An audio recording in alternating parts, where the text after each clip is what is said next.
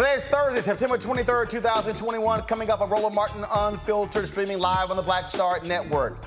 More pressure being applied to President Joe Biden's administration dealing with the Haitian migrant crisis. You've got his Haitian envoy resigns in protest, blasting the American policy. You have the Congressional Black Caucus demanding answers. We'll be joined by Congresswoman Frederica Wilson and also Congresswoman Yvette Clarke. You also have black activists right now gathering supplies in Dallas, traveling to Del Rio, Texas as well. You also have the Haitian government also saying, hey, slow down the deportations so they can also have time to catch up. Folks, we got all of these areas covered, and Press Secretary Jen Psaki taking tough questions from black journalists at the White House. We got it all broken down. We have it for you right here on Roland Martin Unfiltered. Also on today's show, Black and Missing. Mainstream media all of a sudden discovers missing black people. They're the damn problem because they've been focusing on missing white folks. We will talk with the family of one young man who has been missing for quite some time, and also some horrible news. Another brother, Jelani Day, his body found today in the Illinois River in that state. During closing arguments during the R. Kelly trial, R. Kelly's lawyer compares the singer to Martin Luther King Jr. What the hell is that about? Also, more of the life and legacy of Melvin Van Peebles. We'll hear from filmmaker Nelson George, also filmmaker Michael Schultz, who directed Car Wash, a heartfelt video from his son, Mario Van Peebles. It is time to bring the funk on Roland Martin Unfiltered, streaming live on the Black Star Network. Let's go. He's got it. Whatever the miss, he's on it. Whatever it is, he's got the scoop, the fact, the find. And when it breaks, he's right on time and it's rolling. Best believe he's knowing. Putting it down from sports to news to politics. With entertainment just for kicks, he's rolling. It's on go, roll, y'all. It's Roland Martin, yeah. Rolling with Roland now. He's funky, he's fresh, he's real, the best, you know he's Roland Martin now.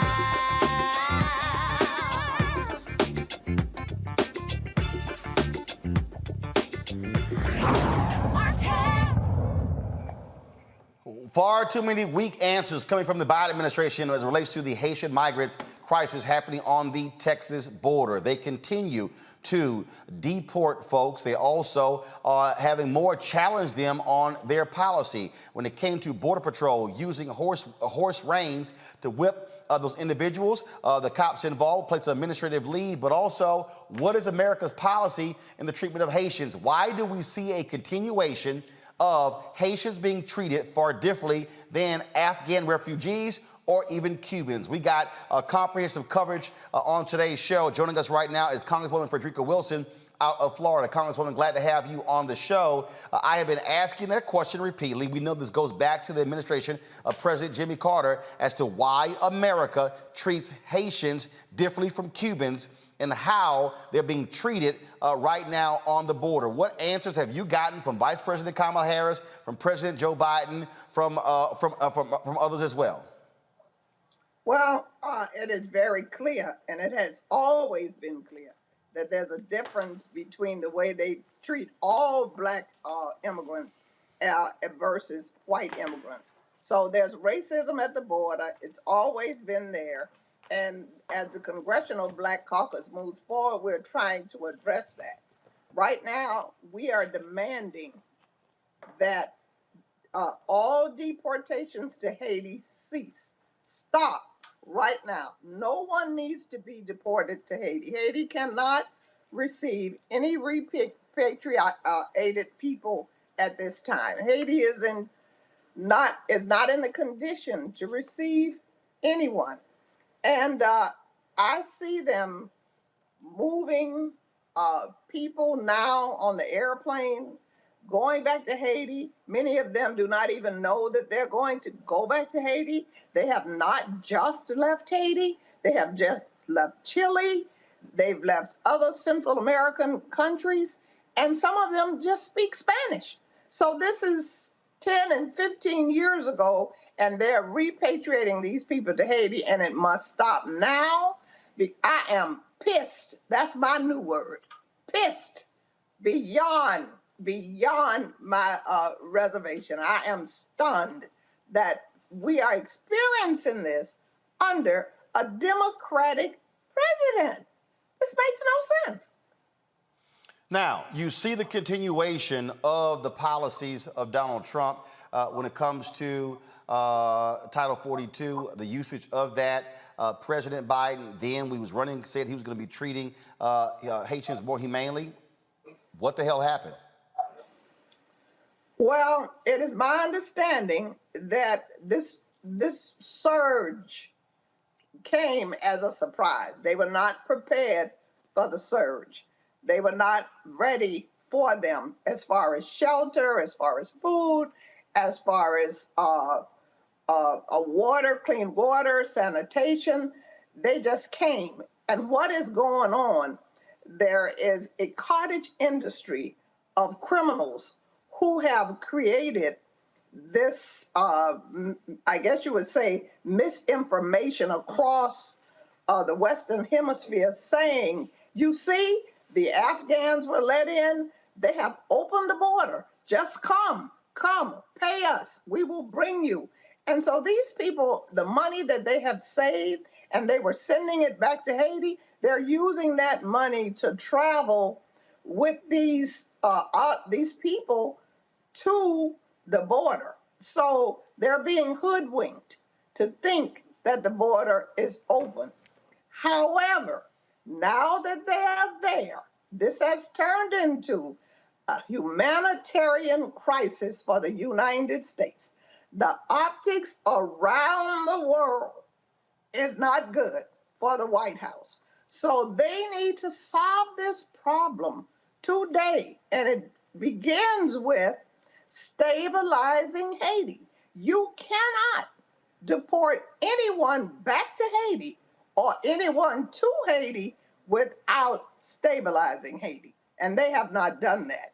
So they need to give these Haitian nationals an asylum hearing, a date, carry them through the process. And if some of them are wearing ankle bracelets, it is my understanding.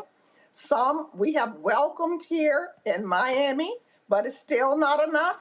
So we're asking the faith-based community to reach out, to offer them the ability to be their sponsors, because I believe those who have sponsors, they're allowing them to be released in the United States and giving them a court date.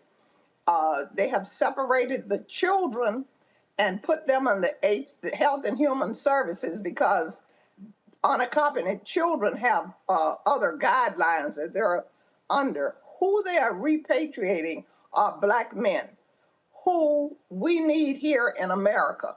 There are enough jobs, there are enough places who will welcome them, and they need to stop repatriating them.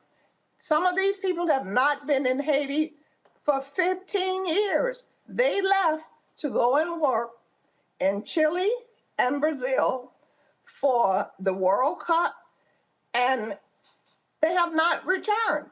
So when those jobs dried up, there was racism in Chile, racism in Brazil. So they didn't have any jobs. And when they began to get this information that they could come to the United States, the border was open, they started on this trek, and it's 4,000 miles from Chile to the border where they are. So this is a crisis. It's a humanitarian crisis, and it has to be solved today. One of the things that we have not heard, I'm going to play a little bit later, Yamisha Sindor of PBS was asking Jen Psaki, why haven't we heard President Biden on this? This is one of those moments where, this has been going on for quite some time. We've been reporting on it every single day. We've asked the administration every single day, send someone onto this show to explain what's going on. They have not done so thus far. And so is it a time for the president, for President Biden, not Press Secretary Jen Psaki, not Vice President Kamala Harris, for President Biden to come out and speak to the nation, speak publicly on this? When the president of Haiti was murdered, I requested that the president have a fireside chat with the people of Haiti. That was long before this. So now that coupled with that, the earthquake, the hurricane, and this deportation debacle, definitely it is time. It's long overdue. All right, Congresswoman Frederica Wilson, we surely appreciate it. Thank you so very much for joining us. And hopefully we'll have a resolution to this issue soon. Absolutely. Thank you so much for having me. All right, and do this, and be sure to send me a text so I can have your, my number ain't changed, so I need to get your new number. So just send me a text. Okay. All right, love the hat. All right, take care. Folks, today, as I said, Yamisha Sendero was questioning Jen Psaki, the press secretary. It got a little heated. Here's this exchange today, the White House briefing room. Go ahead, Yamisha. Thanks, Chad. A couple of questions on Haiti. The first is the president has often used his bully pulpit during the most important times in his administration. Why is he not using that bully pulpit to speak out forcefully himself on the treatment of Haitians? I would say, Yamish, certainly I've represented to you all his point of view.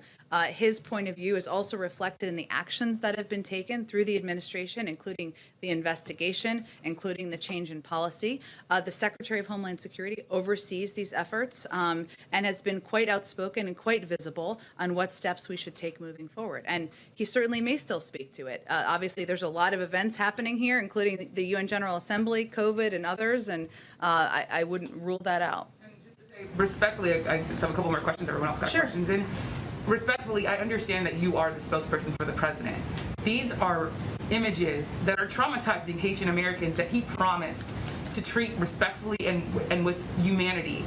Why isn't the president telling people himself these images that people say look like slavery are wrong?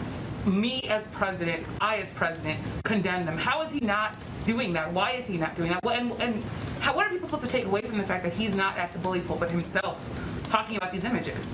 Yamish, I think people should take away that his actions make clear how horrible and horrific he thinks these images are, including an investigation, including a change of policy, including conveying clearly that this is not acceptable and he's not going to stand for this in the Biden-Harris administration. Our actions make that absolutely crystal clear, as have our engagements with a range of voices, a range of concerned advocates, members of Congress, and others who we want to communicate with, not just about our horror, but also about what our immigration policy is moving forward. Also said in his letter, he called the U.S. policy inhumane, deeply flawed. Does the president believe anything in this letter that Daniel Floyd is saying rings true, has some sort of point that he believes is true? Which aspect? He called the policy toward Haiti inhumane. He said that He wasn't specific in his letter.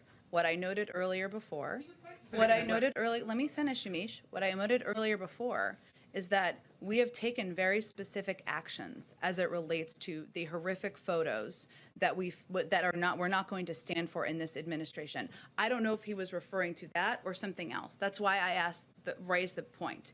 His purview, let me finish, Yamish. His purview was not about migration. He didn't raise his concerns about migration privately. We respect his point of view, respect his ability to bring forward concerns, to raise ideas, to raise proposals. That's certainly something the president welcomes from everybody on his team and something that he had the opportunity to do in a range of meetings. We also have to make decisions here based on what we feel are going to help promote democracy in Haiti, including Haitian-led reforms, Haitian-led steps on the ground to make changes in the country. a number of people who say that he did raise concerns over the deportation of Haitians and the treatment of Haitians. Are you saying then that Daniel Floyd is not telling the truth in this letter? I would point you to the State Department, who have conveyed clearly in their statement what I just said. I promise. Yep. The last question is, Daniel Floyd, the former special envoy to Haiti, he's raising this idea that the U.S. should be listening to Haitian civil society, not backing the current prime minister who was not elected by the people. What's the president's response to that? Because those civil society members have been telling me and other reporters for months, even before the assassination of the president, that President Biden was not listening to the people of Haiti about how to move forward with their government? We support a Haitian-led process charting the country's course through the current political situation. We don't back any one political group, and we continue to encourage all political stakeholders to engage in dialogue and find solutions together. And that has been our objective through all of our policy process making throughout the course of this, in addition to providing a range of assistance, training to people on the ground. Go ahead. Now, folks, again, let's talk about that Haitian envoy. In his resignation letter to Secretary of State Anthony Blinken, Daniel Foote says the inhumane and counterproductive decision to deport thousands of Haitian refugees have led to his immediate resignation. This is the letter here that he lays out. First of all, I don't want to go to that first, folks. I'm going to go this here. I'd rather have the whole letter. I want to do this here. Let me pull up because I want to show the lead paragraph, which is the most important, because he gets right to the issue quite quickly in this here. And this is what he says. Come to my computer, please. This is what he says. Our policy approach to Haiti remains deeply flawed, and my recommendations have been ignored and dismissed when not edited to project a narrative different from my own. The people of Haiti, mired in poverty, hostage to the terror, kidnappings, robberies, and massacres of armed gangs, and suffering under a corrupt government with gang alliances, simply cannot support the forced infusion of thousands of returned migrants lacking food, shelter, and money without additional avoidable human tragedy. The collapsed state is unable to provide security or basic services, and more refugees will fuel further desperation and crime. Surging migration to our borders will only grow as we add to Haiti's unacceptable misery. Haitians need immediate assistance to restore the government's ability to neutralize the gangs and restore order through the national police. They need a true agreement across society and political actors with international support to chart a timely path to the democratic selection of their next president and parliament. They need humanitarian assistance, money to deliver COVID vaccines, and so many other things. But what our Haitian friends really want and need is the opportunity to chart their own course without international puppeteering and favored candidates, but with genuine support for that course. I do not believe that Haiti can enjoy stability until her citizens have the dignity of truly choosing their own leaders fairly and acceptably. Last week, the U.S. and other embassies in Port-au-Prince issued another public statement of support for the unelected de facto Prime Minister, Dr. Ariel Henry. And I'm going to pull up this second piece right here. He said, as interim leader of Haiti, and have continued to tout his, quote, political agreement over another broader earlier accord shepherded by civil society. The hubris that makes us believe that we should pick the winner again is impressive. This cycle of international political interventions in Haiti has consistently produced catastrophic results. More negative impacts to Haiti will have calamitous consequences, not only in Haiti, but in the U.S. and our neighbors in the hemisphere. Signed, Daniel Foote, and he will, of course, he sent it to the Undersecretary for Political Affairs, the Assistant Secretary for Western Hemisphere Affairs, the Acting Director General, Congressman Gregory Meeks, Chair of the U.S. House of Representatives Foreign Affairs Committee, and Congressman Andy Levin, House of Representatives. I've seen a lot of resignation letters, Dr. Greg Carr, but very few have been that blunt in resigning in protest from the State Department. Well, it's always good to be with you and with everyone on Thursdays, Roland, weekly. But, you know, this is a particularly heavy week. And another reason why Black Star Network is so important. This story is going to be covered a lot of places, but it won't be covered anywhere like this. Daniel Foote basically is a traitor. He's a traitor to the American project in this moment. They threw him under the bus. This is a career diplomat. He joined the Department of State in 1998. He has been stationed in Zambia. He has worked in Central America. He has done Bolivia, other places, Latin America. And he's only been in Haiti as a special envoy since the end of July when Moise was killed, the prime minister. But they installed Ariel Henry. You see, the United States government installed Ariel Henry. You see, the Biden administration installed Ariel Henry to do exactly what he is doing. And the response from Ned Price, who's a spokesperson from the State Department, to Mr. Foot's allegation that his recommendations have been cast aside, they said, no, we didn't cast them aside. We considered them and considered that they were, quote, this is the Biden administration, quote, harmful to our commitment to the promotion of democracy in Haiti, and were rejected his recommendations during the policy process. They're in bed with, they stood him up with the Organization of American States. They're in bed with this cat. They're not just ignoring civil society. They don't want the Haitian people in charge of Haiti.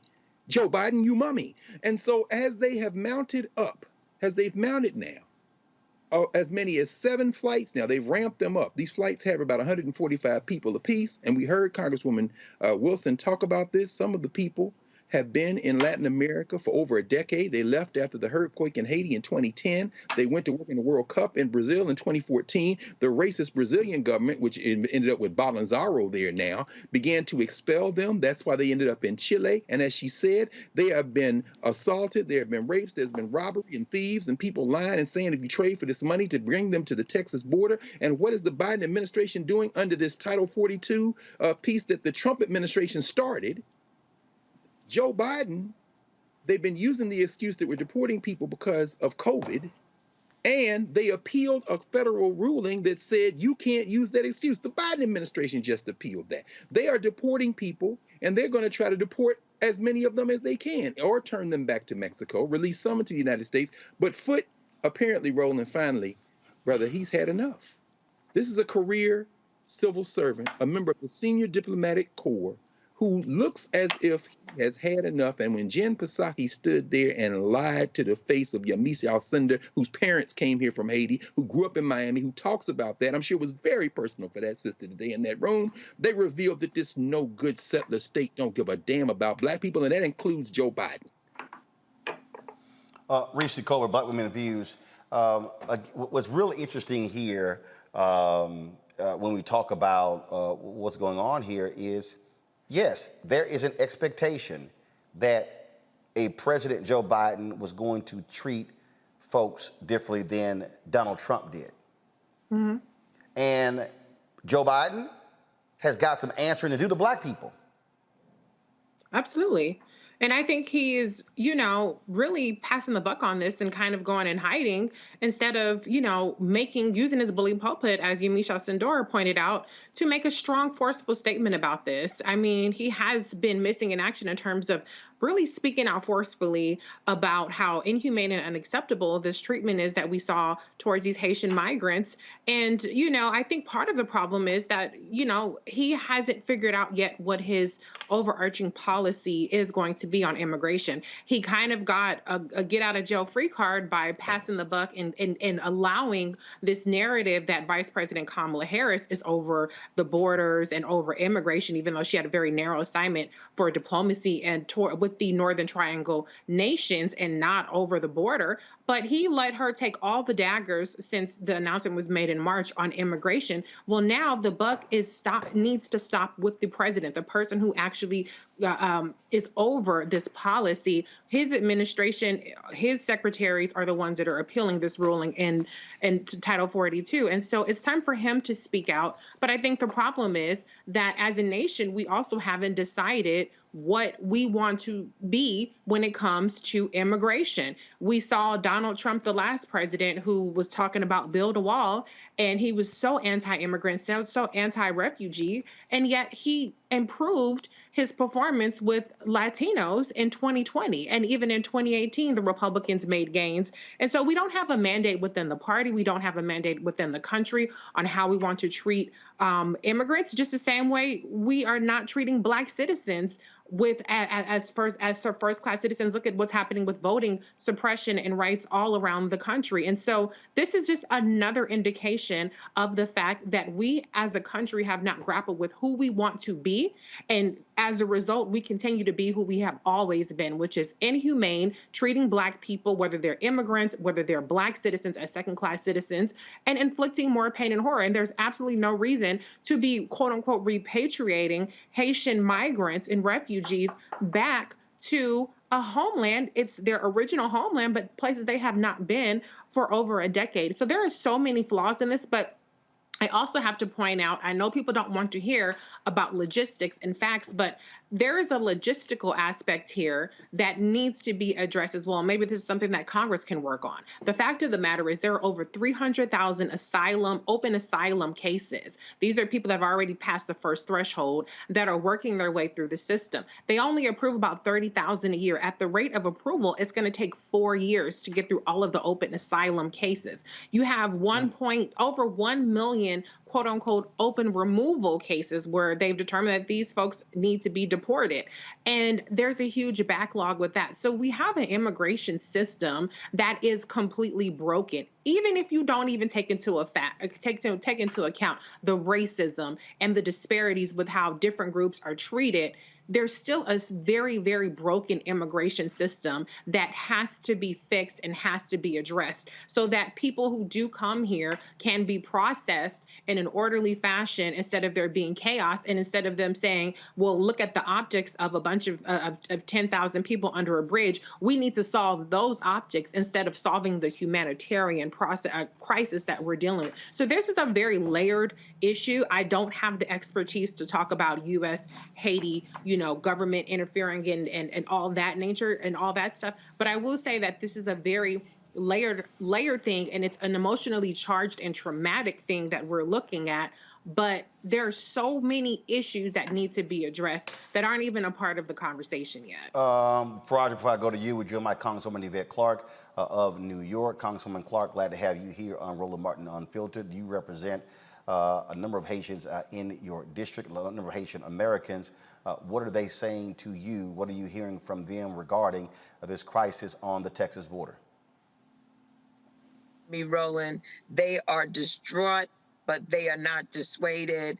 They are energized to do whatever they must do, what we must do to make sure that, one, there's accountability with the Department of Homeland Security and Border Patrol, but two, most importantly, that the Haitian migrants are given the same due process that all of the migrants seeking refugee status, asylum in the United States are afforded.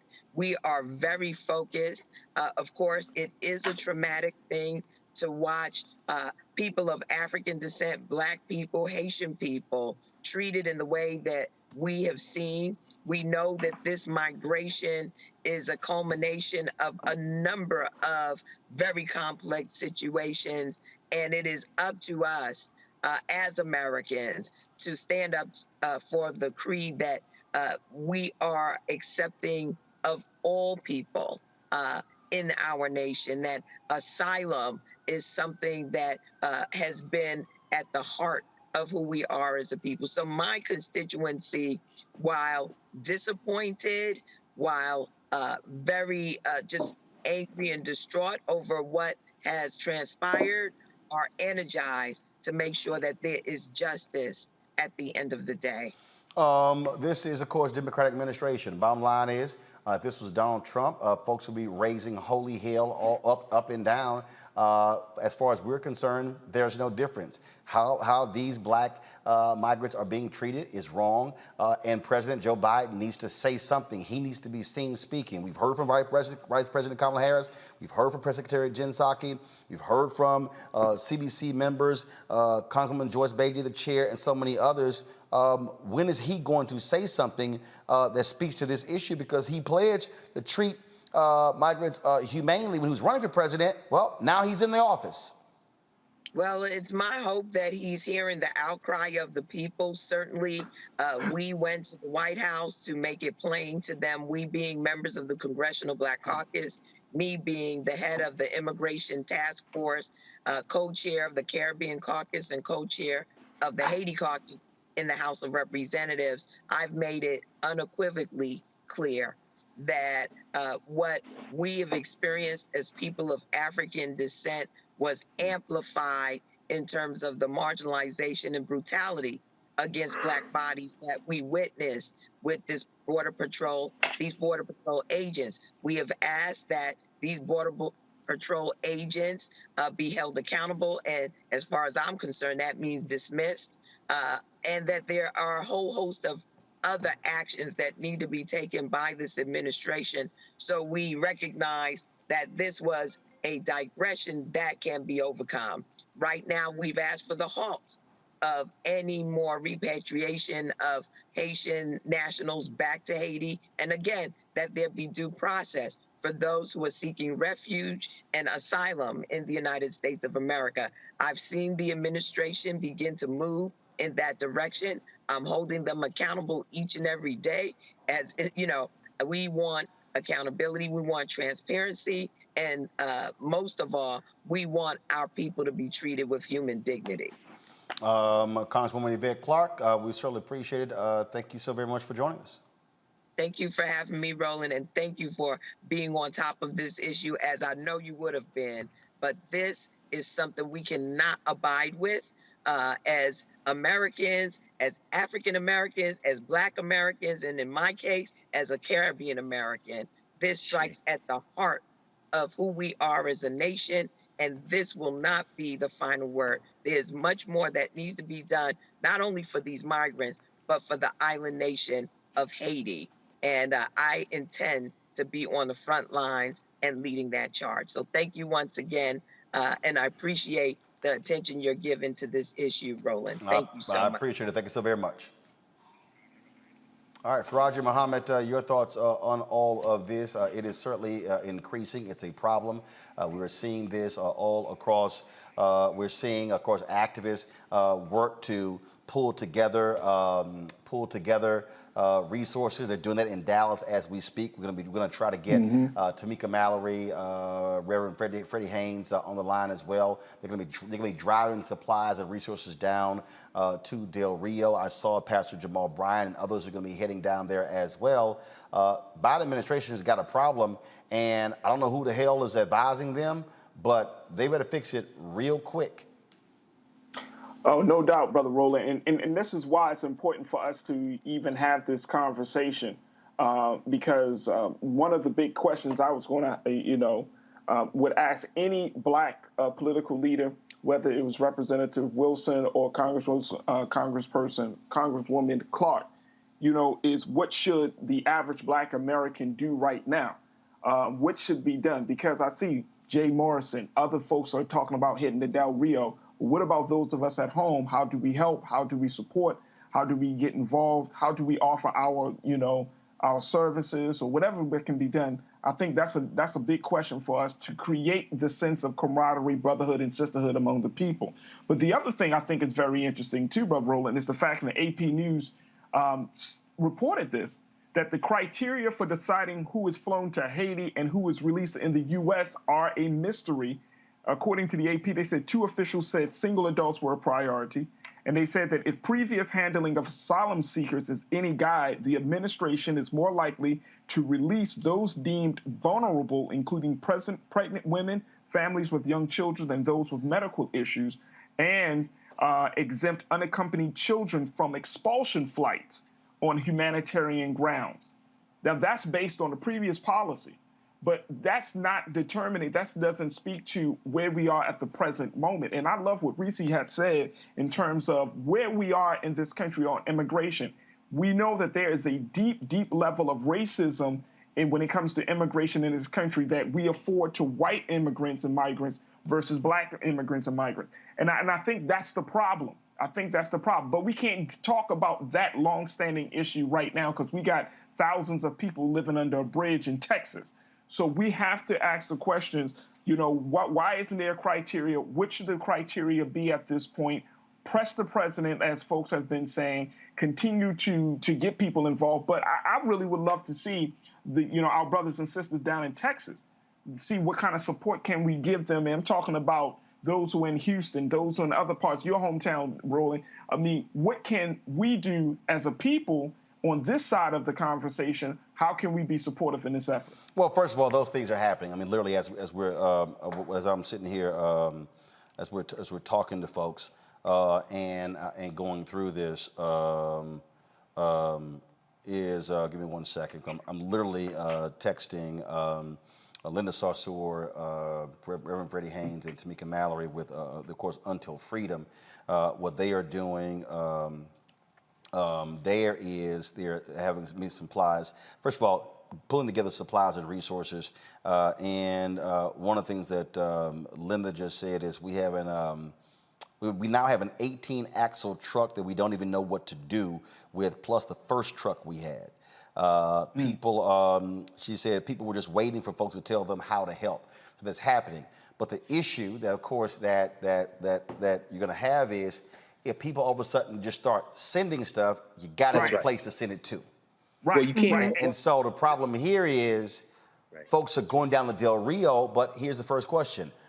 Are those goods, supplies are going to be able to get to the people? What do you do with it? And so you go down, what do you do? And so it's the same thing when you get the earthquake. Our whole deal was we will tell you where to send stuff, but it's got to go to the right place. Greg, go ahead.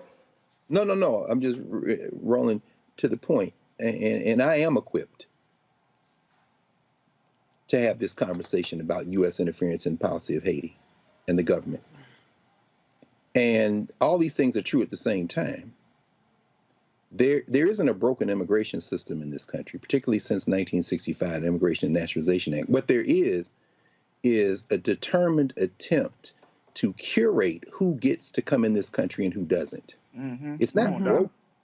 It's not broken at all. In fact, it is a spigot that has always been controlled as far back as the 1882 Chinese Exclusion Act to keep this country white. Now, in terms of the U.S. policy toward Haiti, the Biden administration is following in the footsteps, as you have said, Roland, of every administration going back to the damn Haitian Revolution when it comes to regulating how Haiti fits in the geopolitics of this hemisphere.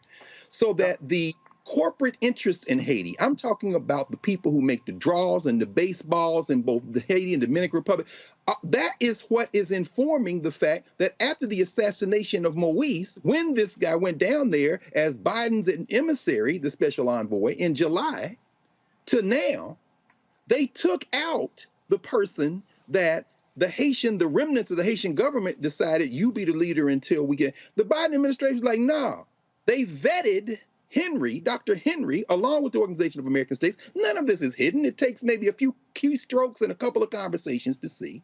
And so as people in the United States want to send aid, the folk who are down there under the bridge at Del Rio, access has been blocked by the local police and the federal government. It's important to understand. Also, that number is shrinking decidedly. Why? Because they are flying people back. At last count I had, and you may have more recently, there are less than 4,000 people down there now. There are 3.2 thousand people in custody. There are over 1,400 who have been returned, whether they're sent back to Mexico or even, depending on their papers, back to the sources of where they came from. And the flights, as many as now, 7 a week, this uptick by the Biden administration, are landing at Toussaint Louverture. People are getting off the plane, and in one case, tried to fight the ICE people to get back on the plane, come back to the United States because they have nothing in Haiti. Now, the only other thing I'll say is that this is not unrelated. I know people get tired of me hearing me saying, but it's okay. Do a little research. There is no we in this country. There's no moral core in this country. There's no we're better than this. The sitting vice president of the United States made a statement. This is after the damn Democratic Party gave the right wing talking points by showing her at the Howard Hampton football game Saturday, combining it with these Haitians under the bridge, and basically revealing the fact that the Biden administration set her up in the first place by, as you say, Reese, saddling her with this idea that you would control the border, which was never supposed to include all this. But at the end of the day, even the vice president has said something. Right now, we are all Haitians. One of the most encouraging things I've seen in this, and that I think we've seen in this, is that we have set aside all our little petty differences about where the black people come from, we continental Africans. Yeah. You heard Yvette Clark, you heard Frederica Wilson. We are all Haitians. And that cracker on that horse with that whip, bring it, baby. because your little country's falling apart. You're going to whip the right one in a minute. Y'all real close now. You're taking another step closer to the dissolution of this settler project. There's nothing broken in this country. There's nothing broken in this country. This is an anti-Black project. And we're seeing another example of it today in Texas. Well, when you talk about how this view of whiteness, and I've told y'all about this white supremacist Charlie Kirk, big time Trump person. Listen to what he said about what should be happening with the border dealing with Haitians. Listen. Of course, that's a lie. We know that's not true. You have pictures of people that have pieces of paper that says, please help us. I do not speak English. What bus do I need to take? Thanks for your help. As they get released into the interior of the United States. Bill Malhusian is saying they are releasing entire family unit states. Now, some people are saying I'm being too harsh on Texas. Well, Texas, whether they like it or not, are front and center, smack dab in the middle of the great question of our time, which is, who runs the country? What do you do when you start to have a apathetic tyrant, now apathetic when it comes to immigration law, but very engaged when it comes towards forcing vaccinations? What do you do? I know so many amazing patriots in the great state of Texas, and I love Texas, that have been waiting and are willing for this moment. Deputize a citizen force. Put them on the border. Give them handcuffs. Get it done. Sure, that's dramatic. You know what's dramatic? The invasion of the country.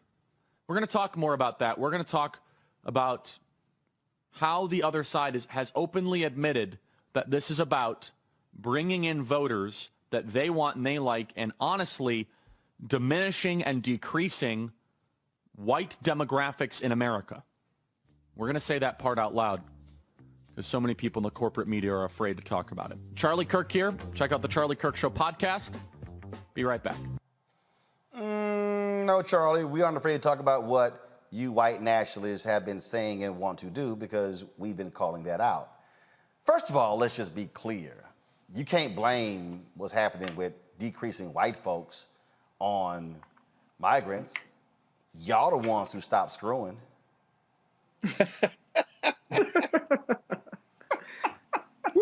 You can't blame. I mean, Charlie, I know you dumb. I mean, I know Candace Owens makes you look like a Rhodes Scholar. But let me just show you a couple of things here, Charlie, that probably you had know nothing about because aren't you also like a college dropout, just like Candace? Let's see here. We're going to type in here. Go to my computer, please. Declining white birth rates in America. What comes up? Right here. White deaths exceed births in a majority of U.S. states. Let me go ahead and increase this here. In 2016, more non-Hispanic whites died than were born in 26 states, more than at any time in U.S. history. See, Charlie, y'all the ones who not screwing. And that's really what the pushback, Reese, Faraji, and Greg, is all about. They are, oh my God, we're losing this. The demographic numbers, that's the whole deal. The opioid crisis made it worse. White life expectancy dropped. COVID's making it worse, dropping. That's why every time one of these white anti-vaxxers, white 707 conservative radio talk show hosts, bye, they gone. They dead. Right. That's what's going on here. And so what they're doing is taking it out on people of color. And the problem is that President Joe Biden and too many Democrats are so scared of Republicans. Oh my God, they're criticizing us over immigration. Oh, then you have this white nationalist, Tucker Carlson, on Fox News, leading the charge every single night, saying stuff like this. An unrelenting stream of immigration. But why? Well, Joe Biden just said it. To change the racial mix of the country. That's the reason, to reduce the political power of people whose ancestors lived here and Americans newly arrived from the third world. And then Biden went further. He said that non-white DNA is the, quote, source of our strength. Imagine saying that. This is the language of eugenics. It's horrifying. But there's a reason Biden said it. In political terms, this policy is called the Great Replacement, the replacement of legacy Americans with more obedient people from faraway countries. They brag about it all the time, but if you dare to say it's happening, they will scream at you with maximum hysteria. And here you have Joe Biden confirming his motive on tape with a smile on his face. Legacy Americans. Go ahead, Faraji. What is he talking about? I'm blown away. I'm blown away by this whole thing. But, I think that, this whole idea that this is a mass, as Tucker Carlson said, mass movement to decline the white population, this is straight out of something, this is white paranoia, this is white fear, because America is coming to a reckoning, in this whole country, this whole world is coming to a reckoning that white supremacy is dying. And you're seeing people rise up. No. That's a mistake we make. White supremacy is not, no. White supremacy is not dying. More whites are dying. That's a difference. No. And here's why I say white supremacy is dying. The belief in white supremacy is dying. That is, people are starting to rebel against that idea of this. Black people, brown people across this country, across this world. Here's the no. See, no. Gotta correct you, my brother. Here's why. Go ahead, Here's why. By 2043, okay, America will be a nation majority people of color. But that's 53% Black, Latino, Asian, Native American, 47% white. The problem is you have an increasing number of Latinos who are identifying as white.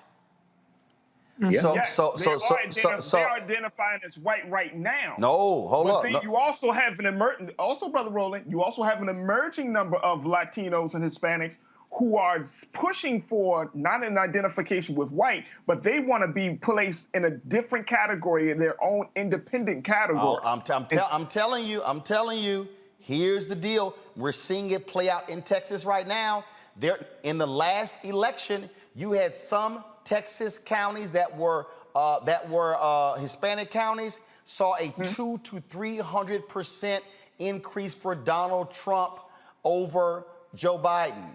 Well, sure. Follow me here. What I'm saying is this here. Reese raised the point earlier. How in the hell you saw an increase in Latino voting for Trump over Biden? It's because we got to deal with it. You have an increasing number of Latinos / Hispanics, depending upon what part of the country you're in, who identify as white values, white view of America, and don't feel for us. And so when we talk about black and brown coalition, we got to understand. And of course, I have seen this with my own eyes and my experience in Texas. There's a difference between somebody who is from Mexico, there's somebody from Peru, there's somebody from Venezuela, somebody from Nicaragua, somebody from Colombia. And so the values aren't the same. So you got some folks who come over here and they're like, no, I'm white. But for that contract and for college, I'm brown, but I'm white. So there's a dynamic at play here that we got to own up to.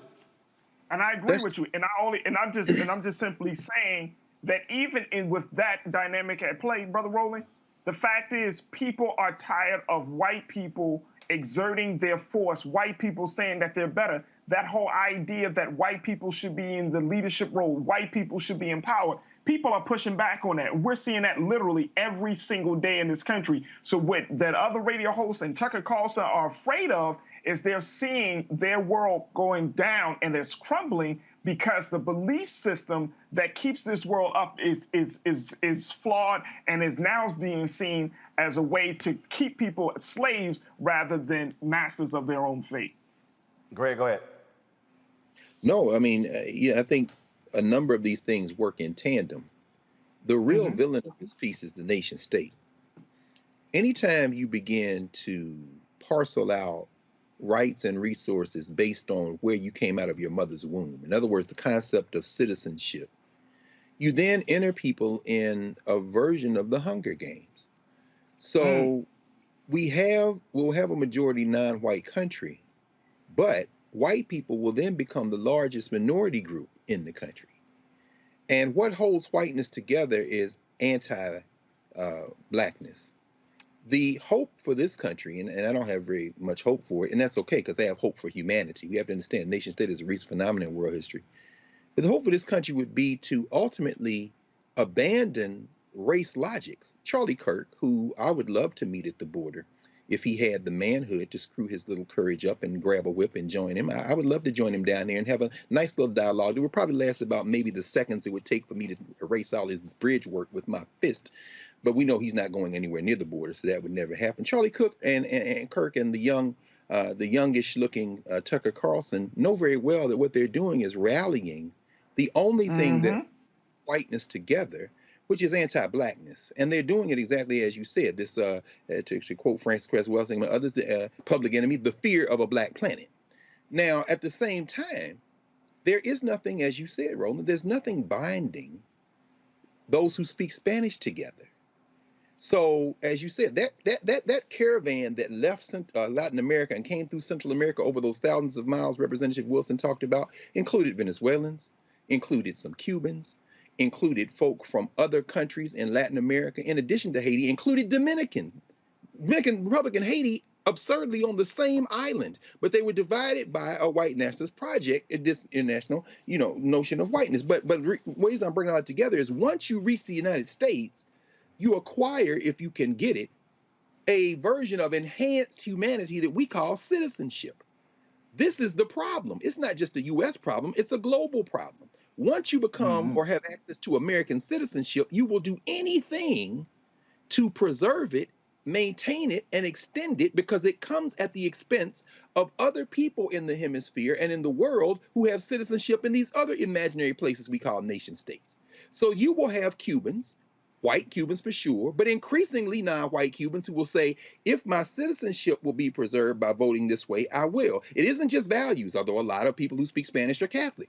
If you are in Texas, as you've just told us, you don't even have to be a white Hispanic, so to speak. You could be a Hispanic who thinks it will benefit me if I can get to point the finger at somebody else and thereby get them to stop looking at me. This is the zero-sum game of race. And so what we're seeing now is a tipping point. We're in a country that never had a we. It isn't a nation. There are many different people in the borders of this nation state negotiating for themselves and the groups they come from to avoid last place, to use the work of the anthropologist Randy Mattori.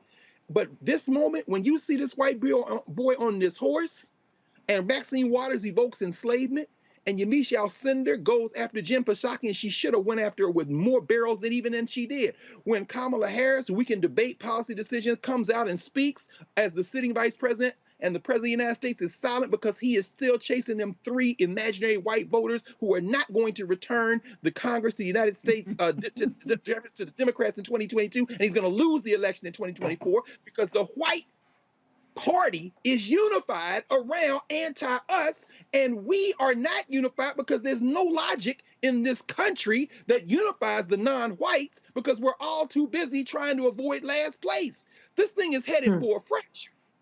And the thing here, Reese, when it comes down to politics, and I asked, you're going to hear in a second when I talk with Congresswoman Karen Bass, Democratic Party, you think you gonna hold on to the House and the Senate in 2022 without black people? Come on. Oh, Come on. They I don't know. Ron Klain, chief of staff. You might want to wake up. If I'm Susan Rice and Cedric Richmond, I'm walking to that Oval Office saying, "Say, bro, do you understand what you're doing? Yeah. No George Floyd Justice Act, no For the People Act, no John Lewis Act. This Haitian issue here. Oh, you asking for an ass whooping." Reese, go ahead before I go to break. Come on. Yeah, I do not look forward to 2022 and having to make the argument again, please vote like your life depend on it, blah, blah, blah, when we're back in the same situation of not having results to show for it and only being able to show that it would have been worse had we picked the other guy. So there has to be some sort of come to Jesus moment. There has to be a reckoning. The Democratic Party has to figure out its identity and stick with it on immigration. And that identity cannot be appealing to white nationalism. To the point about white supremacy, there are plenty of people who are foot soldiers of white supremacy that are not white. Tim Scott is the one who tanked the George Floyd Justice and Policing Act along with Manchin. We have the new Florida Surgeon General is a black man who just got rid of mask mandates and even quarantine mandates in schools. And so there are plenty of black people that we can identify that are foot soldiers of white supremacy. To Dr. Carr's earlier point about the we with black people in this Haiti thing, I think that the images are so jarring and they're so transferable from something that's specific to Haitian migrants experiencing and something that enslaved peoples in the United States and black people in the United States have experienced, that there is a shared trauma there. But I do have to point out that one of the most divisive and effective tactics that's been used to divide black people and degrade our political power is, I won't even name the name of the organizations, but y'all can fill in the blank. But they have used xenophobic descendants of slaves as opposed to immigrants. They've even been against and now people. all of a sudden they trying to sit here and cape for Haitian migrants. I'm like, sit y'all ass down. But the reason for that is because it's an issue that is politically charged and can alienate black voters from the Democratic Party. So there are a lot of issues at play. We have xenophobia within the black community. I don't think there's an all good big kumbaya situation that's coming together just because of these images, but the images are universally abhorrent to anybody who has a conscience and a soul and understands that black peoples from across the diaspora have humanity. But we cannot ignore that we are still very much fractured. And even though we might come together to express our outrage towards the administration, that doesn't mean that we all have the same goals, because there are some people that actually do identify with, it's not Tucker Carlson and Kirk called it the white replacement theory, but there is a notion that they're taking our jobs and we have to take care of our own people, and y'all are talking about letting them through. So there are a lot of things that we have to talk about. We can't just put a rosy picture on it like we're all in this together and we're all united. We have to deal with those issues within our community as well, so that we can really harness our political power so that everybody in our community benefits. Folks, we got a lot more on today's show. I got to go to a break. Coming up, we're going to hear from Congresswoman Karen Bass. No George Floyd Justice Act.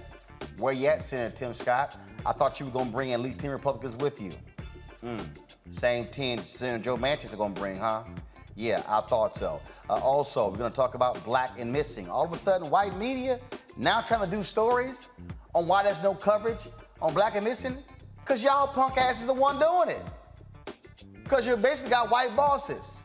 Also, DOJ indicts a white Louisiana state trooper for beating a black man, a suspect. And we'll also talk to Omar Dorsey of Queen Sugar, and more tributes for the great Melvin Van Peebles. You'll hear from author, documentarian Nelson George, as well as great director Michael Schultz, and an emotional video that Mario Van Peebles put out last night about his father.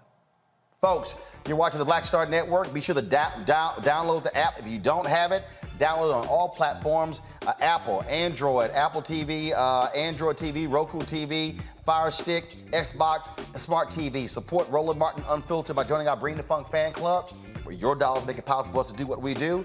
Cash App, $RM Unfiltered, PayPal, R Martin Unfiltered, Venmo is RM Unfiltered, Zelle, Roland at RolandSMartin.com, Roland at RolandMartinUnfiltered.com. I'll be back on Roland Martin Unfiltered, the Black Star Network, in a moment.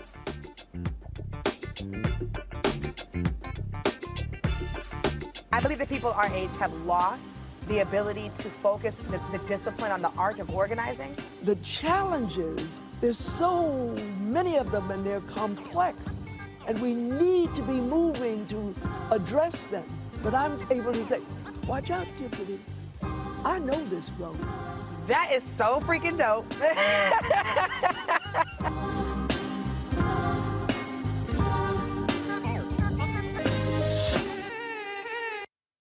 Time to be smart. Roland Martin's doing this every day. Oh, no punches! Thank you, Roland Martin, for always giving voice to the issues. Look for Roland Martin in the whirlwind, to quote Marcus Garvey again. The video looks phenomenal, so I'm really excited to see it on my big screen. Support this man, Black Media. He makes sure that our stories are told. See, this difference between Black Star Network and Black-owned media and something like CNN. I got to defer to the brilliance of Dr. Carr and to the brilliance of the Black Star Network. I am rolling with Roland all the way. Honored to be on a show that you own. A black man owns the show. Folks, Black Star Network is here. I'm real revolutionary right now. Roland was amazing on there. Stay black. I love y'all. I can't commend you enough about this platform that you've created for us to be able to share who we are, what we're doing in the world, and the impact that we're having. Let's be smart. Bring your eyeballs home. You can't be Black-owned media and be scared. You dig?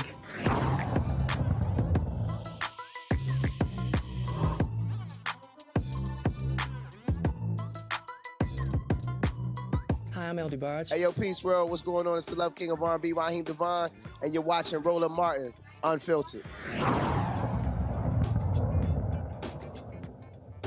The Department of Justice have indicted a former Louisiana state trooper for alleged excessive use of force against a black man. Jacob Brown is charged with a single count of deprivation of rights under color of law. The indictment alleges that on May 30, 2019, Brown assaulted a gentleman by repeatedly striking him with a flashlight. If convicted, Brown faces a maximum sentence of 10 years in prison, 3 years of supervised release, and a fine of up to $250,000. Now, folks, these are the sort of things that propelled Congress to move on the George Floyd Police Reform Act. Remember, President Biden said he wanted to sign that into law by the anniversary of the death of George Floyd, the one-year anniversary. That was in May. It passed. Democrats and Republicans have been negotiating.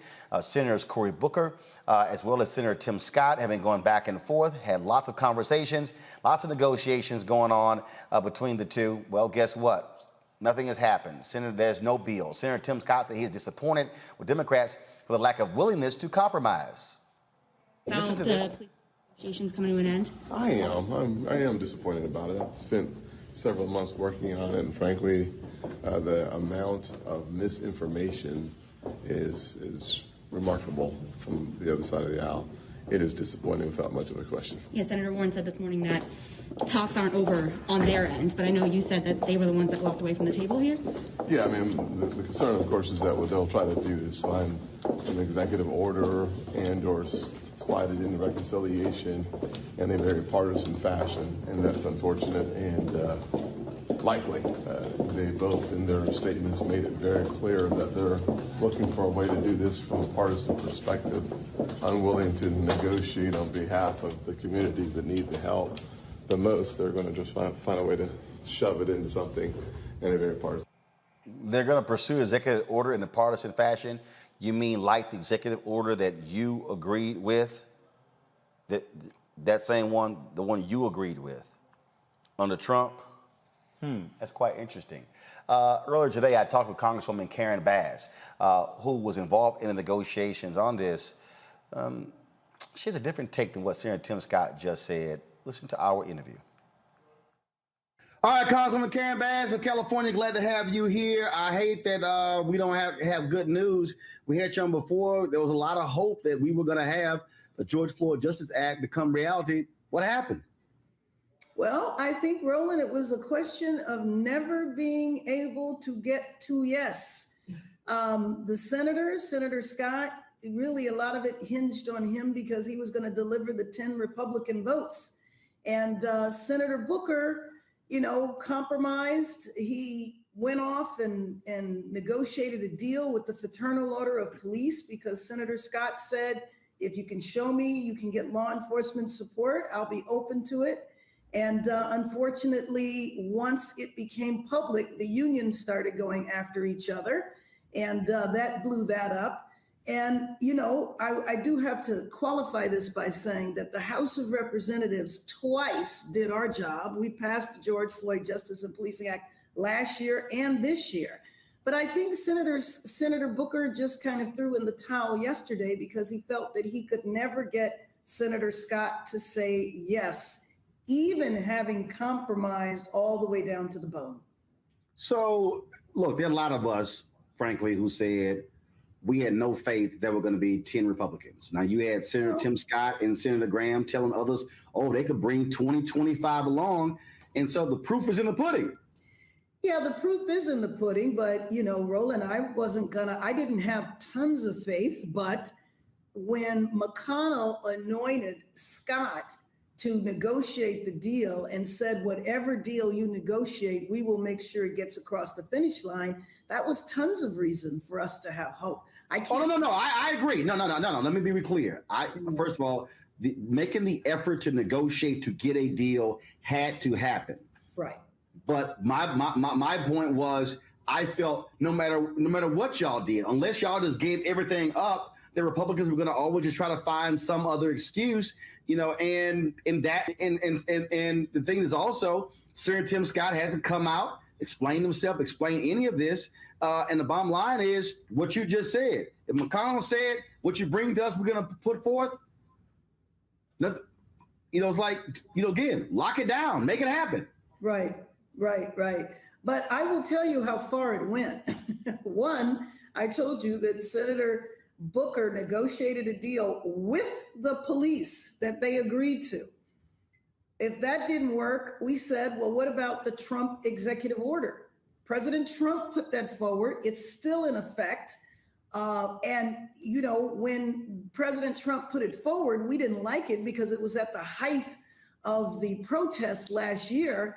But frankly, given that momentum is gone and is actually reversed and in the opposite direction, putting Trump's executive order into law this year looks different than it did last year. But Senator Scott was not able to agree to that. Now, that was President Trump's executive order with all branches of law enforcement supporting it.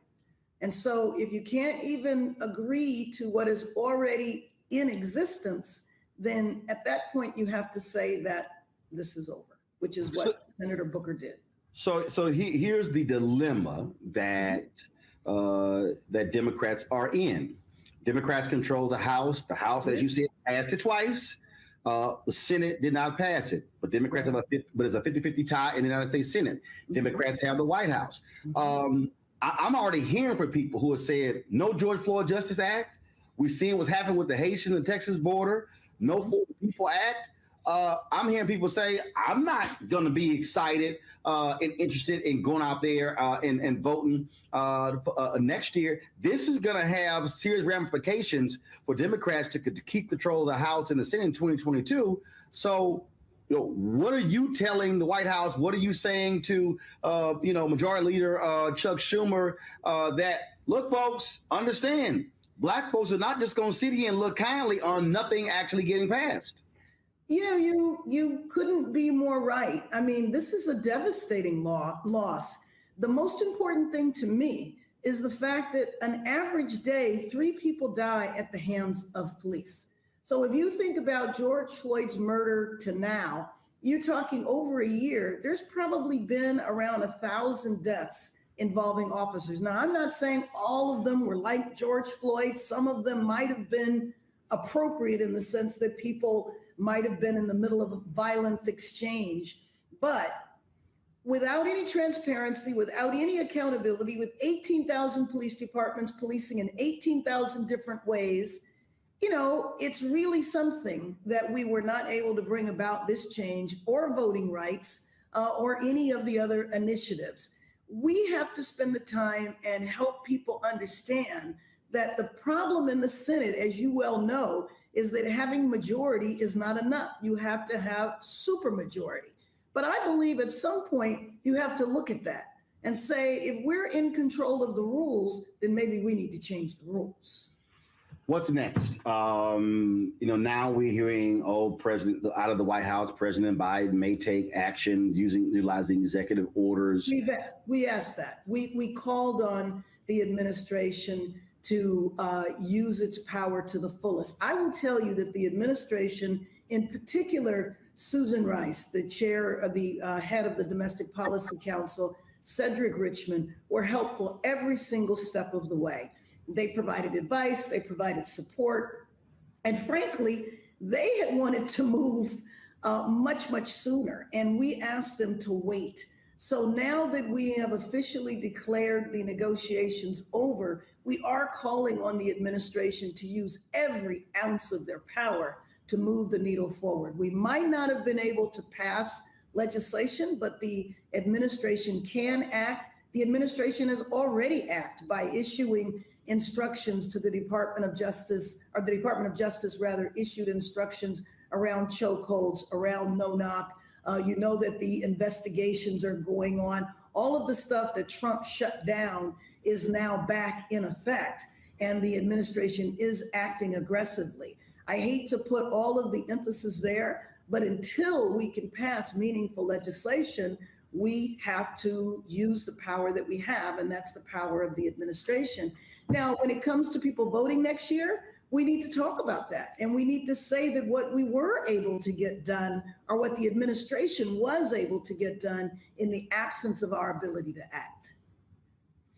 Well, it's unfortunate that we sit here. There was tremendous pressure. There were people out there in the streets. But this is also what I've also said is that the activism, that pressure, has to continue. And frankly, I think Senator Tim Scott owes America an explanation as to what happened. Well, I would agree. I do think, though, that the lesson to be learned from this is that it's most important to push legislation at the height of the momentum. And if we had been able to pass the legislation in the Senate last year, when there were hundreds of thousands of people out in every single state and countries around the world, it would have been a lot better. Again, the House did our job twice. It was the Senate where things die. And that is all too often on so many issues that folks care about. Unfortunately, the public only sees who's in charge and says, "Oh, you failed," as opposed to those nuances. And so, Congresswoman Karen Bass, I do want to just give you an opportunity just to share your thoughts on what's happening on the border. There's lots of pressure being turned up on President Biden. His Haitian envoy resigned, blasting the Americans' policy towards Haiti. Just your perspective on that. Well, I mean, I think it was absolutely atrocious. I mean, I looked at the footage of the officers on horseback whipping the migrants, and I hope that an investigation is done quickly, that they are fired, prosecuted if need be. And I do think that our policy, if those people are seeking asylum, then we need to treat them accordingly. And so I worry about the mass deportation of people to a country that they haven't been in for years. Remember, those folks did not get to Mexico, did not get to the border in a boat from Haiti. They came from South America. Some of them had been in South America for quite a while.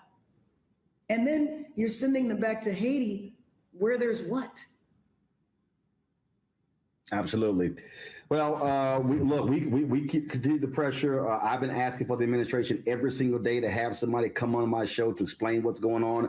I still need somebody to explain to me why in the hell we have a different policy for Haitians compared to Cubans, why we're accepting Afghan refugees, but we're turning our back on Haiti. And no one's in the administration seems to want to give an answer. And we're going to keep asking the question and trying to get somebody to answer that.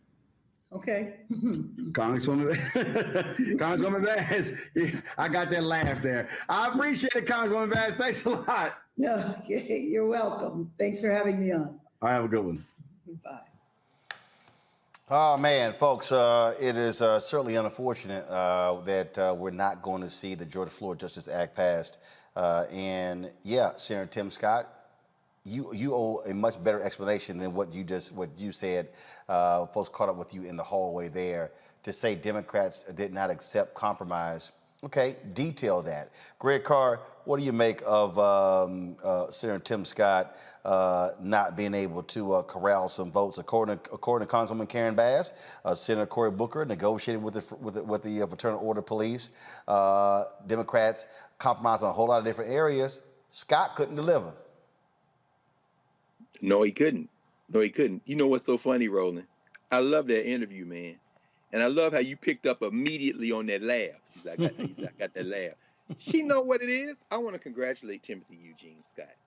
Tim Scott doing Tim Scott things. I want to congratulate Tim Mission Accomplished Scott, who entered that quote unquote negotiation in bad faith with one objective: to stop anything, to stop everything. That's why that ghoul, that old feckless old unreconstructed ghoul from Kentucky, Mitch McConnell, sent his servant, his good and faithful servant, into that conversation. I want to congratulate Senator Cory Booker, who finally reached the floor of his self-respect and said no. After I've given away everything, I want to congratulate the people who leaked the evisceration of the legislation by Senator Booker with the Fraternal Order Police after making a quote-unquote secret deal. I want to congratulate the people who leaked it so that then they could walk back from it, as those the Sheriff's Association and other groups met with Senator Tim Mission Accomplished Scott and young Lindsey, well, little Lindsey Graham in South Carolina. I want to congratulate everyone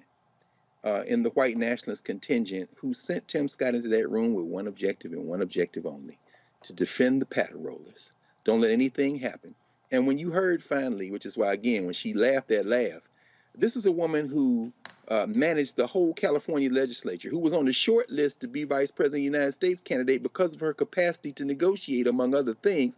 When Congresswoman Bass said that they couldn't even get the thing Donald Trump agreed to passed, that's all you need to know. They couldn't even pass a resolution in the United States Senate to say George Floyd was murdered.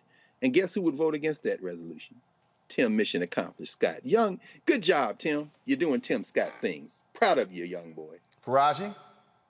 Yeah, I just can't believe we're still at this place. And I think this is the reason why so many of our people just have lost hope and faith in the government of the United States. I mean, when you look at what this bill encompasses, I mean, what this act actually says, and I'm just going to read a quick excerpt of it. It says the bill enhances existing enforcement mechanisms to remedy violations by law enforcement. Among other things, it does the following: lowers the criminal intent standard from willful to knowing or reckless to convict a law enforcement officer for misconduct in a federal prosecution, limits qualified immunity as a defense to liability in a private civil action against the law enforcement officer, and grants administrative subpoena power to the Department of Justice in pattern or practice investigation. It also establishes a framework to prevent and remedy racial profiling by law enforcement at the federal, state, and local level. It also limits the unnecessary use of force and restricts the use of no-knock warrants, chokeholds, and precariated holds.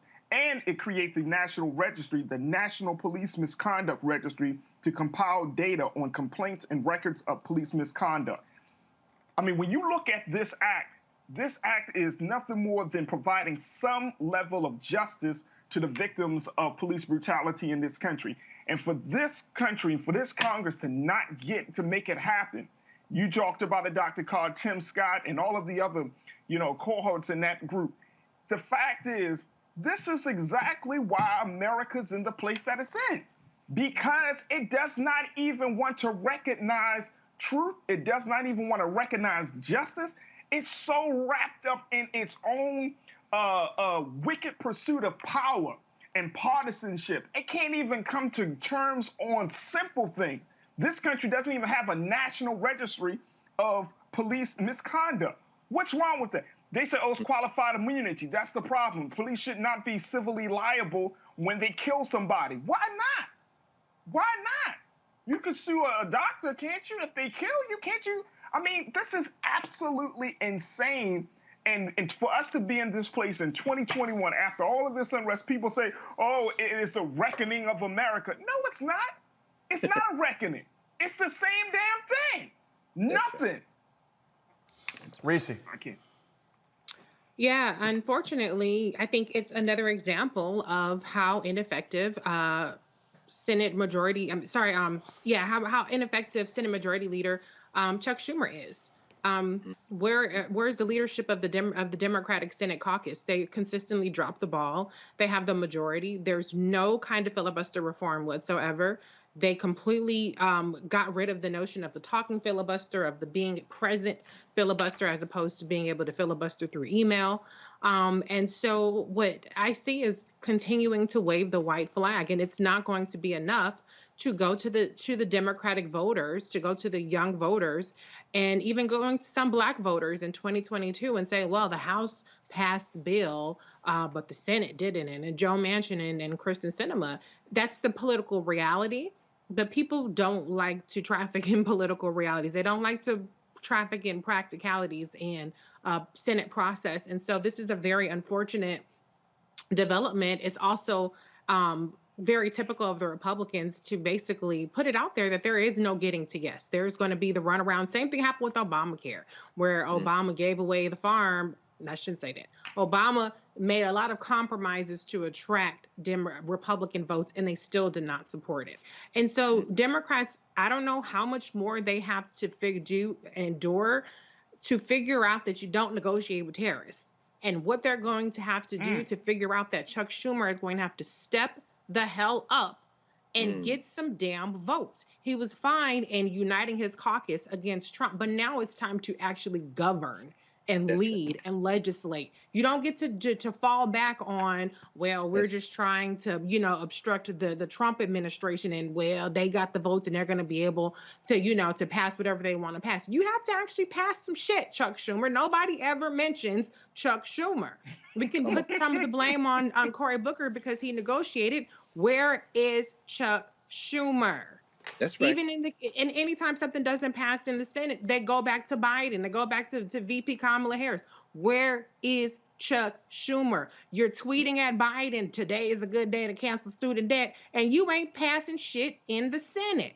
So I want to say to Chuck Schumer, step it the hell up. Get some results. If you got to twist them arms, if you got to do whatever the hell it is that you got to do, you got to do it. You got to bring your caucus along. That's what a leader does. That's what Nancy Pelosi does, even when she has a large faction of different interested parties, whether it's the progressives who don't want to pass certain things. And every time a bill comes through the House, this group is threatening that they're not going to support it. And that group is, and she has a very narrow majority, but she still gets the shit done. So whatever it is that you have to do, Chuck Schumer, you've been a majority leader in waiting for a long time, get it done.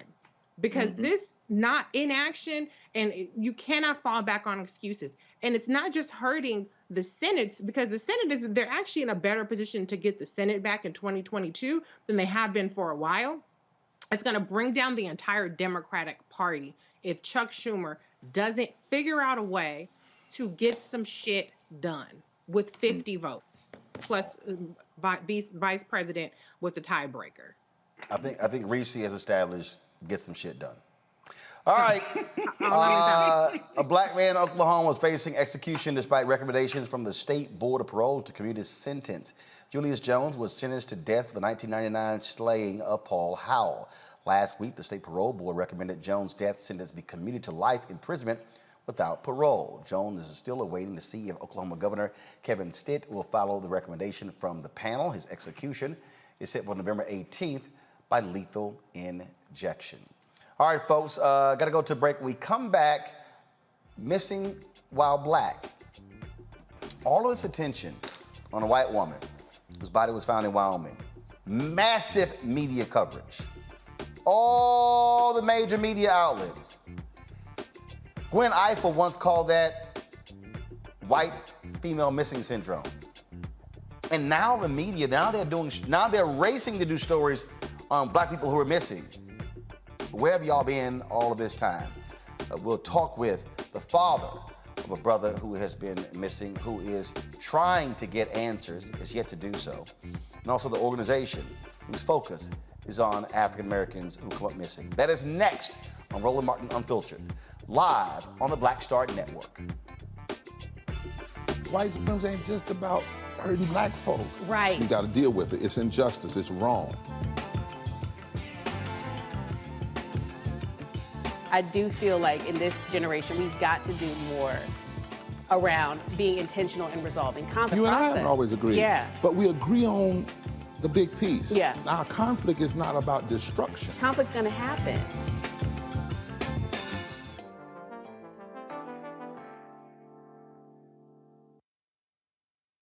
It's time to be smart.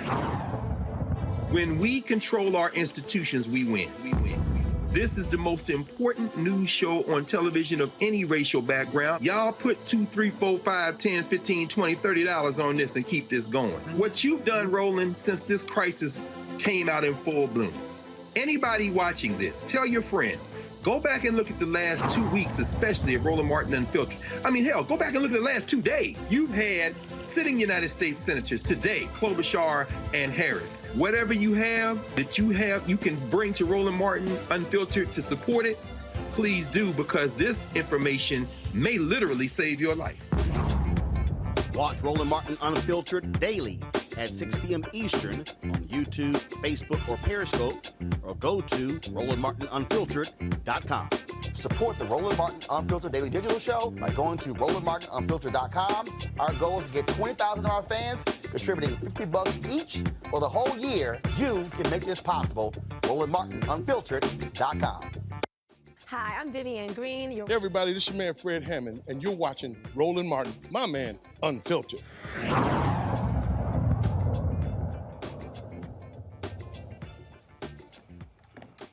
Folks, all the platforms that I have used, we have used them to shed light on African Americans who have come up missing.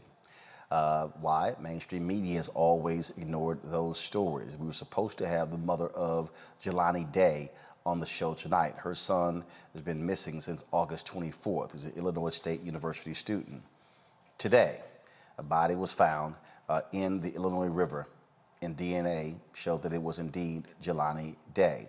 The LaSalle County medical examiner confirmed Day's identity through forensic dental identification and DNA testing. The cause of death remains unknown and is pending further investigation.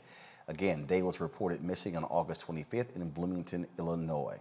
Folks, thousands of people of color, largely African American, go missing in America. Last year, there were 543,018 people reported missing in America.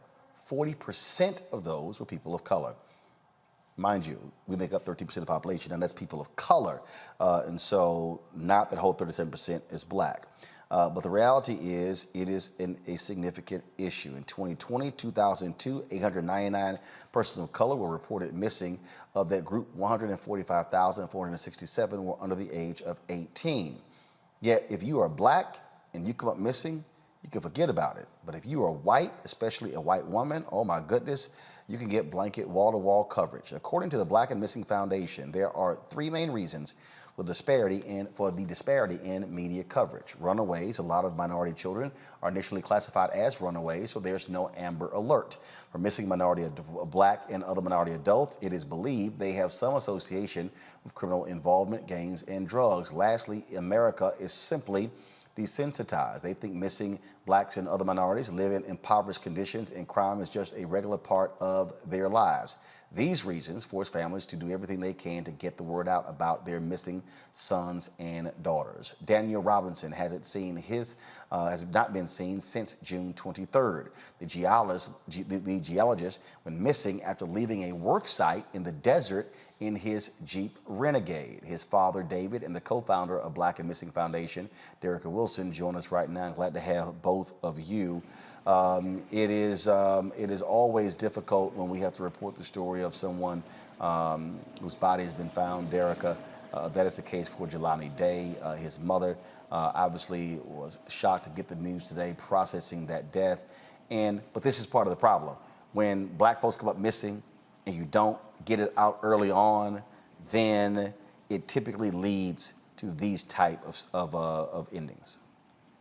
Absolutely. It seems like there's just no sense of urgency when it comes to our cases. I want to say my heart goes out to Jelani Day's family, and I'm happy that Daniel's father is on this show, we've been highlighting those cases. You know, we can roll off our tongues the name Natalie Holloway, Chandra Levy, Casey Anthony, you know, Lacey Peterson, Elizabeth Smart, but can anyone name one missing Black or brown person, just one, who went missing in this country and received mainstream media? It doesn't. And one that led to movies and miniseries and docu-series and on and on and on. Absolutely. It is so sad. It's so unfortunate. You know, we're not trying to dishonor any of those communities. We're trying to even the playing field. You know, families such as Daniel Robinson, Deidre Reed, Akia Eggleston, Keosha Jacobs, those families deserve answers. They deserve the same amount of resource that was applied to Gabby's case. You know, we understand that not all cases are going to bubble up to that mainstream media, but less is more. Less of one particular race and more of everyone that's missing, it greater the chances of a reunion. These families are hurt. I know Mr. Robinson, he's hurt right now. Mr. Robinson, I want to go to you now. Give us the background, the details of your son. He was working? Was he working with other colleagues?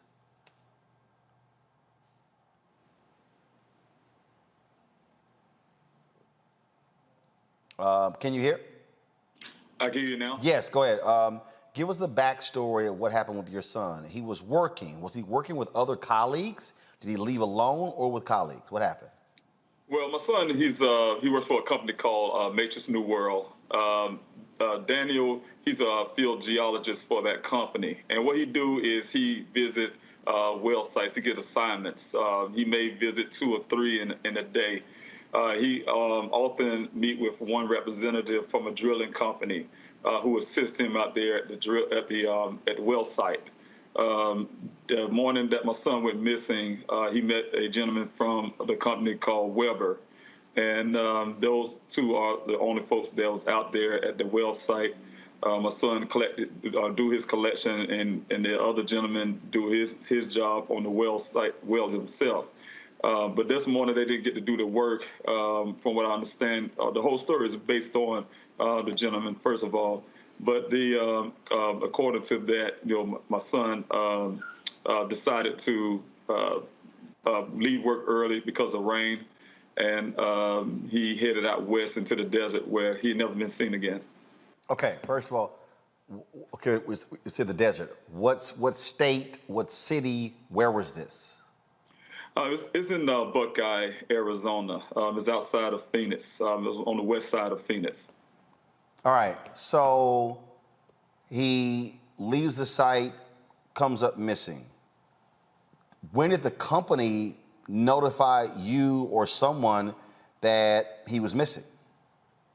Well, it's roughly around 5 o'clock. I live in Columbia, South Carolina. My daughter, she's also here in Phoenix. She's been living here, out here with my son out here also.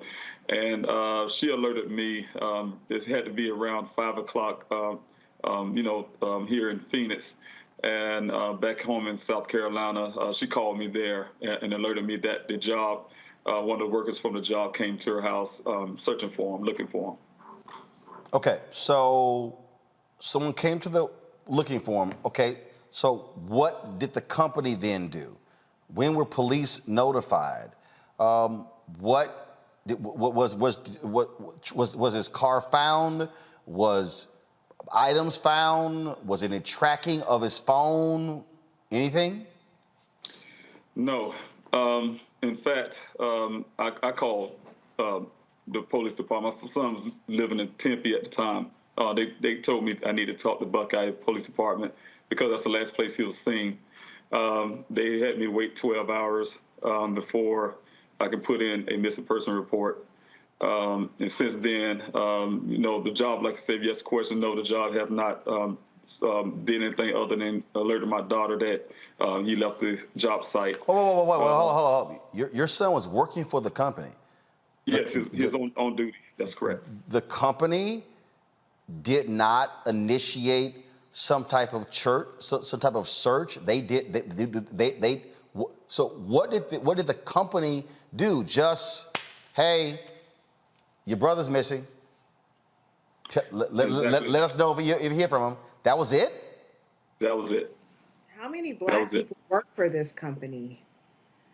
Well, my son, what I understand, I believe he is the only one. You know, you don't find too many geologists out there.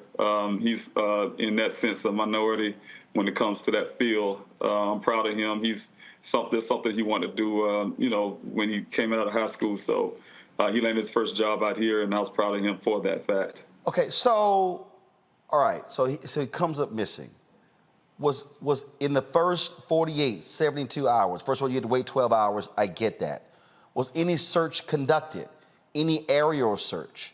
Was there any retracing of the steps? What has his vehicle been found? No, not at all. Not at all. The first search was 3 days afterwards. I asked them for the search the next morning. It took 3 days to search for him. That's correct. And who did that search?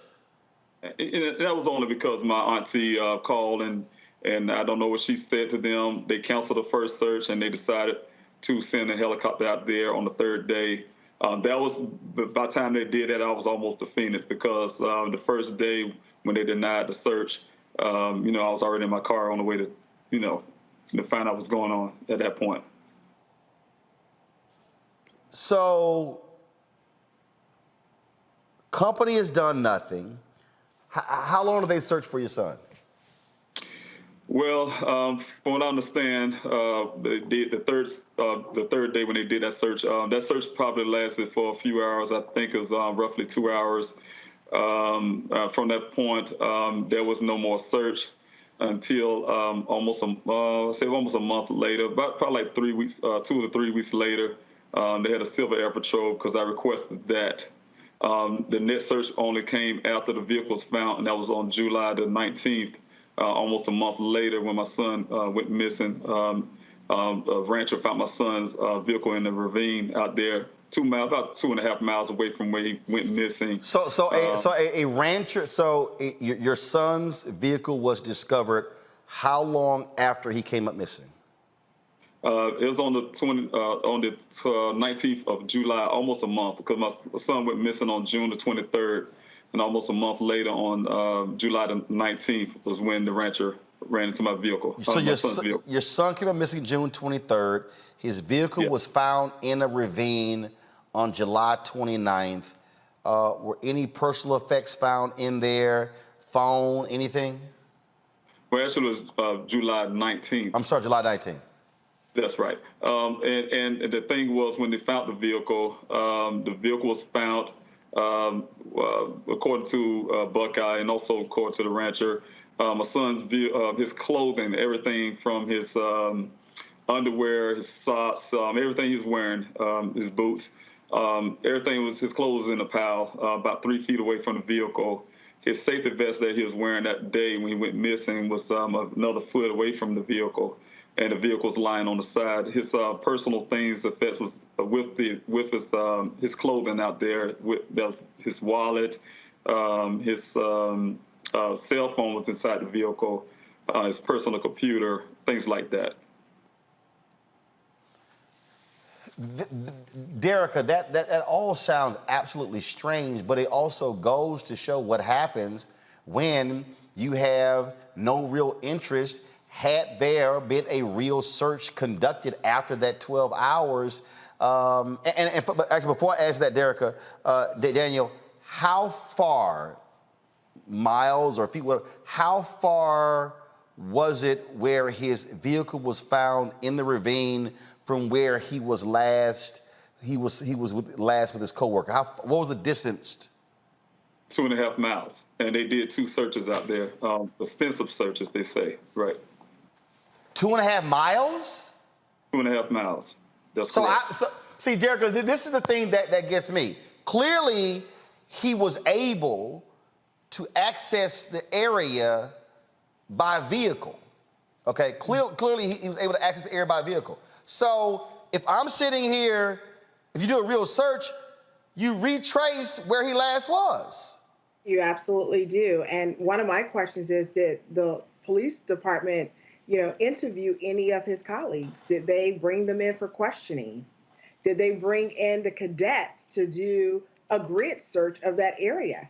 Did they ask for federal FBI resources to help with this case? Did they bring out the drones? Did they bring out the cadaver dogs? Nothing. They spent 2 hours. But in these other cases of people that don't look like us, they're spending from sunup to sundown. Is that what angers you, Daniel, in that if your son was a missing white woman, that this case would have been absolutely treated completely different? Yeah, and because I'm a father who loves my son, when I was on the way up here, I'm a go-getter. So the first thing I was doing is, as soon as I realized these guys from day one wasn't taking it really serious, I had to go find them myself. That's why I started my own search parties, and I've been doing it for 7 weeks straight, out there looking for my son. You also are trying to, I'm correct, hire a private investigator. What are you doing? A GoFundMe, Kickstart? What are you doing to help with that? To ask for help with that? Well, I've been out here, like I said, since June the 26th. From that time, of course, I have a home in South Carolina. I haven't been home since. But, while I'm out here, if I live in the Spencers, I had to be out here to get the searches going. I had to be out here to get my private investigator. I had to be out here. So, of course, after a while, the GoFundMe was there, created later to help me remain here because, I have to take care of things at home, take care of here, and pay the expenses here while I'm here. So after the searches of 7 weeks of searches, I'm desperate at this point. I can't get the Buckeye Police Department to move on really doing a serious search and investigation on my son. I was running out of resources. The GoFundMe helped me for a certain point. And then, because of the Gabby thing, my son, what I've been working hard for 3 months, finally came up. People started taking my son's stuff serious, and also to help with the GoFundMe, so now I can stay a lot longer to continue what I was doing. I'm about to open the searches back up again. Well, and Mr. Robinson, we're here to help you as well. We are a resource we're sharing with all of our media contacts, and we will also make a contribution to you. This is absolutely devastating. And, on behalf of the Black and Missing Foundation, our hearts go out to you. No family should have to deal with this. Missing persons is not a Black issue, it's not a white issue, it's an American issue. And we know that this is devastating, just not knowing if Daniel was hurt, if he's being mistreated, if he's hungry, if he's got to walk through the front door. And that's how all these families feel. And that's why we have to make this a priority. All people who are missing deserve that equality. That's right. We shouldn't have to fight for everything. Mr. Robinson, if you could get us that GoFundMe information, we'll also share with my 3 million social media followers, and we'll share it on the show as well. Yes, sir. I really appreciate that. Thank you. Sir, I appreciate it. Good luck, and we hope you get the answers that you absolutely deserve when it comes to your son. Derica, we also appreciate your work as well. Thank you. Thank you. Thanks for having me on. Go to my panel, Greg, Reese, and Faraji. Reese, I tell you, again, what is tripping me out is to see white folks in mainstream media write stories about the disparity over the attention when I'm going, the same white editor, the same white news director, the one who's assigning the stories is the one who's determining when the white woman gets coverage and everybody else don't. Yeah, I mean, and what's crazy here is, it seems like in order for Black stories to get attention, they have to be, a more acceptable and a more upstanding Black citizen. I mean, forget about a runaway, Black person being being covered. But in this case, we have, in the case of Daniel Robinson, and my heart goes out to his father. He's so brave for, taking it upon himself and doing these search parties and really fighting to bring his son back home. And I hope and pray that he does return home and they find him alive and well. But he was a geologist. He was a college student. And so he fits the profile, in theory, of the kind of Black person that would normally, if this person were white, would have immediately received this kind of national attention. So it's awful how these kinds of things only really come to light when there's that comparison and contrast being made. And I don't think that Black people are at all suggesting that white people that come up missing, like Gabby, the one who really brought about this discussion that we're having about disparities, her going missing was tragic, and her being killed was tragic. And we just want the same amount of attention and concern for Black people that are missing. But look, I got Yahoo up, okay, which was a highly trafficked website. Look, this is the lead story. Warrant for Petito's fiance not related to her death. If I go to, let's see right here. If I go to NewYorkPost.com, and if I go here, boom, arrest warrant issued for Brian Laundrie over Gabby Petito's death. When you start, bottom line is, when you see these kind of stories, Faraji, we see massive media attention. I'm talking about mainstream media throwing resources, multiple reporters, multiple staff on one missing white woman, and just repeatedly ignoring all the rest of these stories as if we don't exist. You're on mute.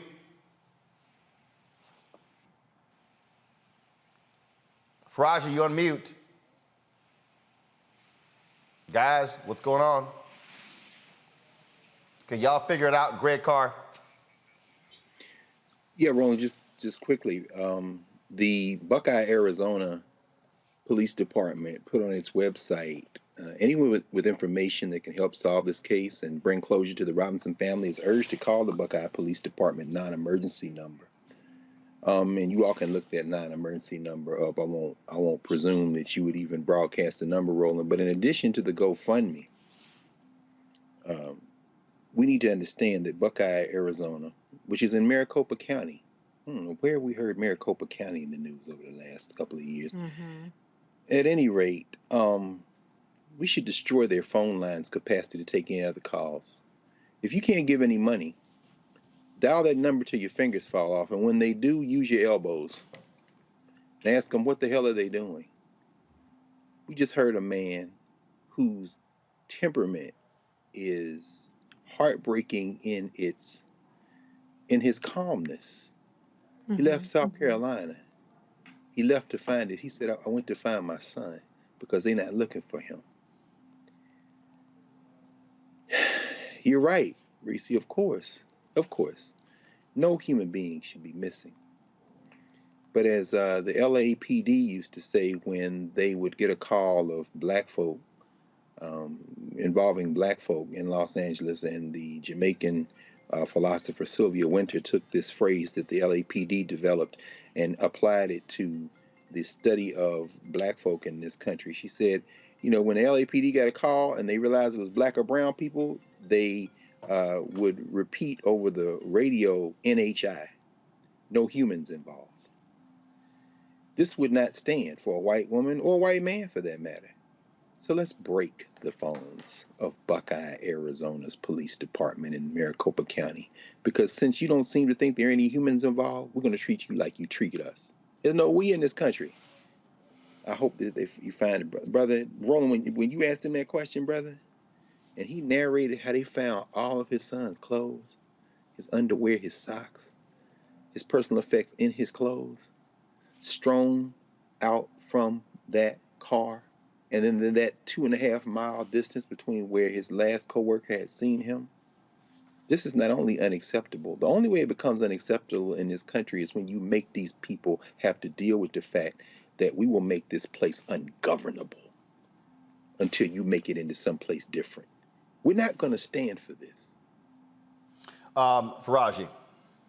Yeah, I just think that it's interesting because when I look at a media scan of how, this case with Gabby compared to the cases of Black children and Black people, it's always like the media says, you know what, we can do more. It's like this hypocritical stance that, we recognize that we don't put enough emphasis on Black and brown missing people. We recognize that.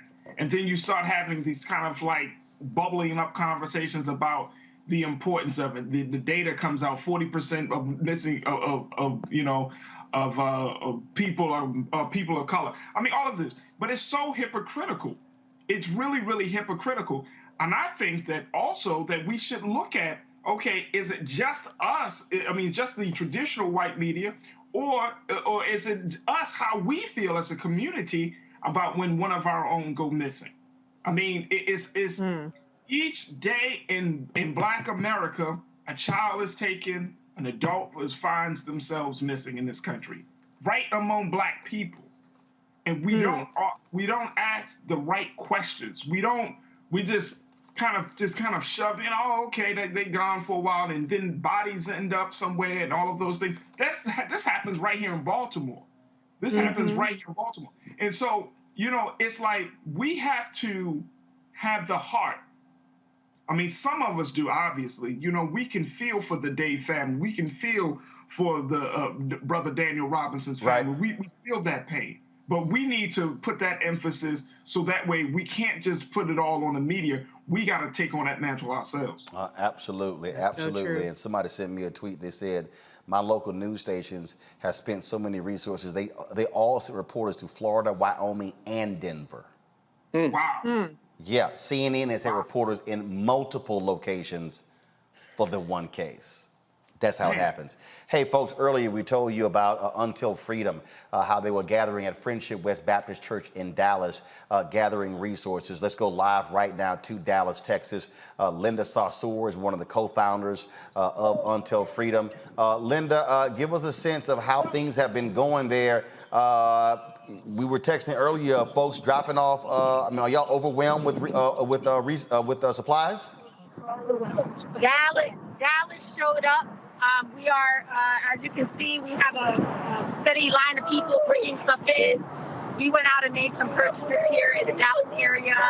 Angelo's here, co-founder of Until Freedom, myself and our team, and the wonderful people at Friendship West Baptist Church. Shout out to Freddie Haynes and all the wonderful volunteers that are out here standing in solidarity with our Haitian sisters and brothers at the border. And so y'all going to be driving 6 hours to Del Rio, Texas. And so, how much stuff have folks brought? Is it one truck, two trucks, three trucks? Sorry, how many trucks? Yeah, how many trucks? Yeah, so there are multiple trucks, but some are going to be going to different receiving stations. As you know, people are being released into Del Rio, and then they're being moved to places like San Antonio and Houston, which are some of the major cities that have major airports that people are being sent around the country. So the Del Rio is just a really small area. So this particular U-Haul truck that you see right here is the one that is going to be going to Del Rio, that has baby diapers, baby wipes, sanitary napkins for women, hand sanitizer, baby formula, just a lot of important basic necessities that people need just to feel a little dignified and have some basics for the trip that they have to make, either to San Antonio or to Houston or to other parts of Texas. And look, the reality is there are a lot of folks who are going down the Del Rio for the photo op. Y'all wanted to make sure that that y'all are helping the people. You gotten with Trey, the rapper out of Houston, his organization as well. And so y'all have really put together a strong coalition to provide some help to the folks there, these Haitian migrants. Absolutely, and we thank you, Roland, for always sharing and giving us this platform. This is about helping our Haitian migrants at the border, but it's also a way to shame the United States government for the treatment of the Haitian migrants at the border. It is their responsibility to bring supplies, to dignify these people, to support these people who are literally in desperation, which is why they're at the border. And so we are demanding that President Biden end Title 42, stop the deportations of these Haitian migrants, and figure out how to process them and give them the opportunity to access a safer and better life here in the United States of America. And so you talked about going to these multiple cities. Are you also organizing people in those cities to also give as well? And people they want to know, okay, I'm in a city, where do I go? If there's somebody out there who's watching and listening and they want to send money as opposed to supplies, where should they send it to? So yes, so as you can see, the majority of people who are here with us today are from the Dallas area. They are volunteers. They have come out in solidarity to support this effort. We are asking people to give resources to the Haitian Bridge Alliance. They are an organization that is at the front lines of supporting Haitian migrants across the border, and they have been doing this work for weeks now, not just because of this recent imagery that we saw. So give the Haitian Bridge Alliance. You can also support Until Freedom, untilfreedom.com. We are helping to coordinate and just really add our platform and our resources to this effort. All right then. Linda, I appreciate it. Y'all doing great work. I was communicating with you and Tamika Mallory last night, what y'all were doing. I said, look, we got to get y'all on the show to show what's going on. And again, for whoever has the camera, just give our folks just a shot of the truck there, all the stuff that y'all have, because folks, y'all can see right there, what you see, the supplies, what they're loading in there. And so a big shout out to all the folks at Until Freedom and all the folks at my former church, Friendship West Baptist Church. Thanks a lot. Y'all take care. Safe travels to Del Rio, San Antonio, and Houston, folks. Okay, hold on a sec. Y'all safe travels. I want to get in there. I want to get in there. Say hi. All right, say bye. All right, y'all. Thanks a lot. I appreciate it. Thanks a lot. See, the thing there, Reese, is, again, there are others who are traveling down there for photo ops. They ain't bringing nothing. They ain't helping nobody. It's all about getting attention. That's how you mobilize and organize community. I'm always talking about on this show how you put the work in and how you mobilize and organize. It's one thing to comment and tweet and post on Facebook and Instagram and TikTok, but what Until Freedom is doing, they are actually doing the work. Absolutely. And, there are a lot of times they take a lot of attacks, personal attacks. And in the process of doing this work, I think it's so important that you showed the images and the video of what is actually being done tangibly, because I think particularly, and I hate to even use the word woke because white folks have just completely gentrified it and ruined it. But there is a reluctance that some of us might have to send money because there's all these allegations of corruption and all these people don't send money, these people send money, these people this, that, and the other. But showing an organization that is, and you can see tangibly what they're doing and where they're going with it is so helpful, because people need to know that there are people on the ground doing the work. Everybody can't travel down to Del Rio. It's probably not even safe for a lot of people to be going down there. You need people that are really trained in this kind of action. To take that kind of direct action. But there are ways that we all can contribute, whether it's financially or whether it's going down there and volunteering and actually donating goods. So what I would encourage you to do is tune out the noise about this personality and that personality and who's doing X, Y, and Z. And the proof is in the pudding. It's all about the action. If you can see the action, then that's what you should be focused on, and how you can be a part of the solution instead of the noise machine. Raji? Yeah, I'm in complete agreement with Reese, and to also add to it, and I want us to make sure that we put out really accurate information. I see a lot of people talking about Cash App in this group or GoFundMe or you can donate here, Brother Roland. What is, and I want to get your take on this. What is the best way people can give money or to send supplies? And considering Del Rio is being secured by federal and state authorities, what's the likelihood that those supplies will be able to get to our people? Well, that's why, and when Linda said, they understand that people are not just in Del Rio. And so they're disseminating the supplies in different places. I would dare say to anybody out there, frankly, if you're not in Dallas or Houston or San Antonio, send money.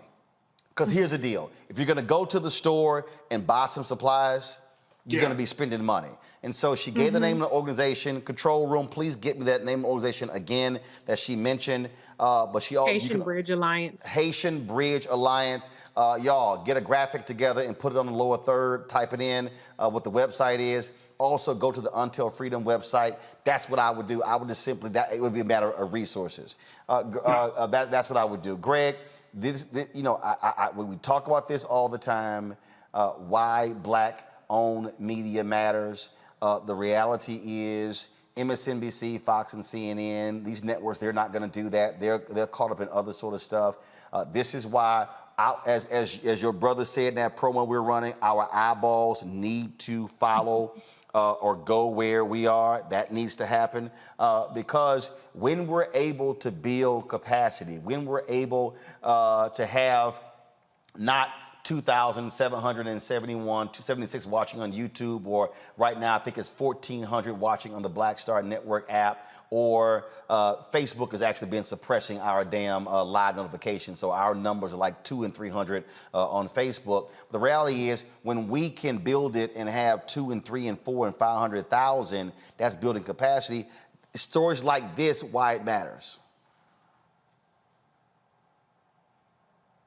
Greg, I think you're on mute. I am. I'm sorry. I was on mute that time. As my brother said, you're right, Roland. Bring your eyeballs home. And we all run into people all the time who watch. They may not watch in real time. They go back and watch later. But, you know, not only do we not expect white-facing media and white-stream media to do that, because this is our mainstream, we shouldn't rely on them. As we saw with the case of the brother who was at the verge of losing his job as the principal there in Texas. All of a sudden, he was discovered by white stream media at Black points of entry, but that's because he was here first and then came back. And in the case of what we just saw, brother, it was so incredibly instructive to see our sister Linda Sarsour, to see those women and men loading that truck. And then when you said, you know, have your camera person pan over to see, and then they all paused and they all got in, and the sister said, I want to get in that picture. Why? Because this is home. I mean, today would have been the 95th birthday of John Coltrane. You know, what we saw was, you know, to borrow from his famous recording, the title, A Love Supreme. Yesterday was Jeremiah Wright's 80th birthday. Baba J, you know, happy birthday, brother. And of course, Freddie Haynes is one of his spiritual sons. When the white media tried to crucify Jeremiah Wright, when he said, if this is what America's about, then God blank America, he wasn't talking about the people. He was talking about any system that would put people in that kind of crisis. So finally, looking at that, brother, you know, I think about the great Paul Robeson, who made a recording before they took his passport, he and his wife, before they accused him of being enemies of the state, before they tried to break Paul Robeson, before Paul Robeson spent the last 10 years of his life convalescing at his sister's house in Philly. He was one of the greatest recording artists, most popular recording artists in the world, great film star and all that, and an alpha, but you know, he had good sense to choose that early. But when he recorded that song, The House I Live In, he starts with, what is America to me? A name, a map of a flag I see, a certain word, democracy. What is America to me? But what we just saw is what it is. He said, it's the house I live in. My neighbors, white and black. He said, the church, the school, the clubhouse, the million lights I see, but especially the people. So when I say there is no we, there ain't no we. There's the people, and it starts locally. So if y'all want to do something, and you think there's an America beyond the people who do things like we just saw, if you don't have any money to give, pick up the phone again. Call the White House. Ask Joe Biden's administration why they're appealing the court decision that said you got to stop not letting people in and blaming COVID. Call the Biden administration at the places that Sister Sarsour just let us understand. If they're going to let them in the country, they're going to fly them to places and give them a notice to appear. You need to bang on the Senate, bang on the Congress, bang on the Biden administration, and ask them, what is your policy toward Haitians? What is your policy toward black people? Are you going to let those people stay here? And then, Roland, I don't know where Kristen Clark is in this, or where our sister Vanita Gupta is, but we need to find out what the Department of Justice, what their interface is with this Biden administration policy of continuing the Trump administration policy. If you ain't got no money, get involved in the political process. But that's why Black Star is here, brother. Yes, sir. Mm-hmm. Indeed. Folks, we're not done. We're not done. First of all, I'm done with the panel. We're not done. First of all, I had a conversation the other night on Clubhouse where I was talking about holding these companies accountable in the wake of death of George Floyd. All these billions, they probably $30 to $50 billion. All these companies talking about how they going to support black-owned media. They ain't spending the money. I've been calling folks out. And so I had a conversation on Clubhouse. It was interesting because folks were like, why you on Clubhouse? Well, actually, I had a conversation on Clubhouse to tell people we're going to have part 2 on Fanbase. Black-owned app launched by Isaac Hayes III.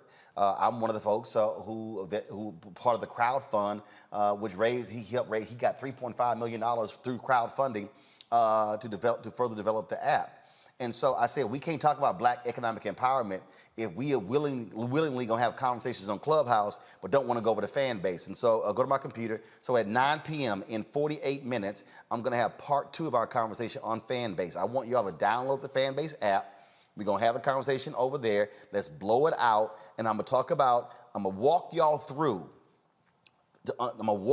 through this thing with these advertising agencies. I'm gonna walk y'all through why I call out brands specifically, because y'all need to understand what's going on. And so download that Fanbase app. Trust me, you want to check that out. Also, of course, yesterday we talked about the death of Melvin Van Peebles. Just tremendous man, amazing story.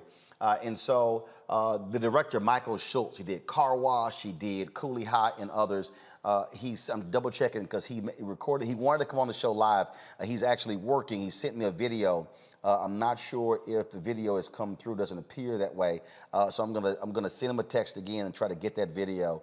But what I'm going to do though is earlier today, I had a conversation with the journalist, author. I mean, he's done so much. He's done so much in the business, and that is Nelson George. And he had some amazing things to say, y'all, about Melvin Van Peebles, some jewels that actually just blew me away. And I wanted y'all to actually hear that. Here's my conversation with Nelson George. Nelson George, always glad to have you on Roland Martin Unfiltered, my brother. Good to be here, man. Good to be here. Sad to be talking about what we're going to talk about, though. Indeed. Melvin Van Peebles lived an extraordinary life, passed away at the age of 89. And I came across a video on YouTube of this unbelievable conversation with Gordon Parks, Melvin Van Peebles, and Ossie Davis, and you participated in that. Well, those brothers, they're the godfathers of contemporary African-American film, in that Gordon made Learning Tree in Hollywood, his first film adaptation of one of his books. Melvin did Watermelon Man, very close behind him. And right there in that same ballpark with Ossie Davis, several of them had done, so these three guys are sort of the benchmarks if you look at what we've done all the way up to Barry Jenkins and Ava DuVernay and so forth.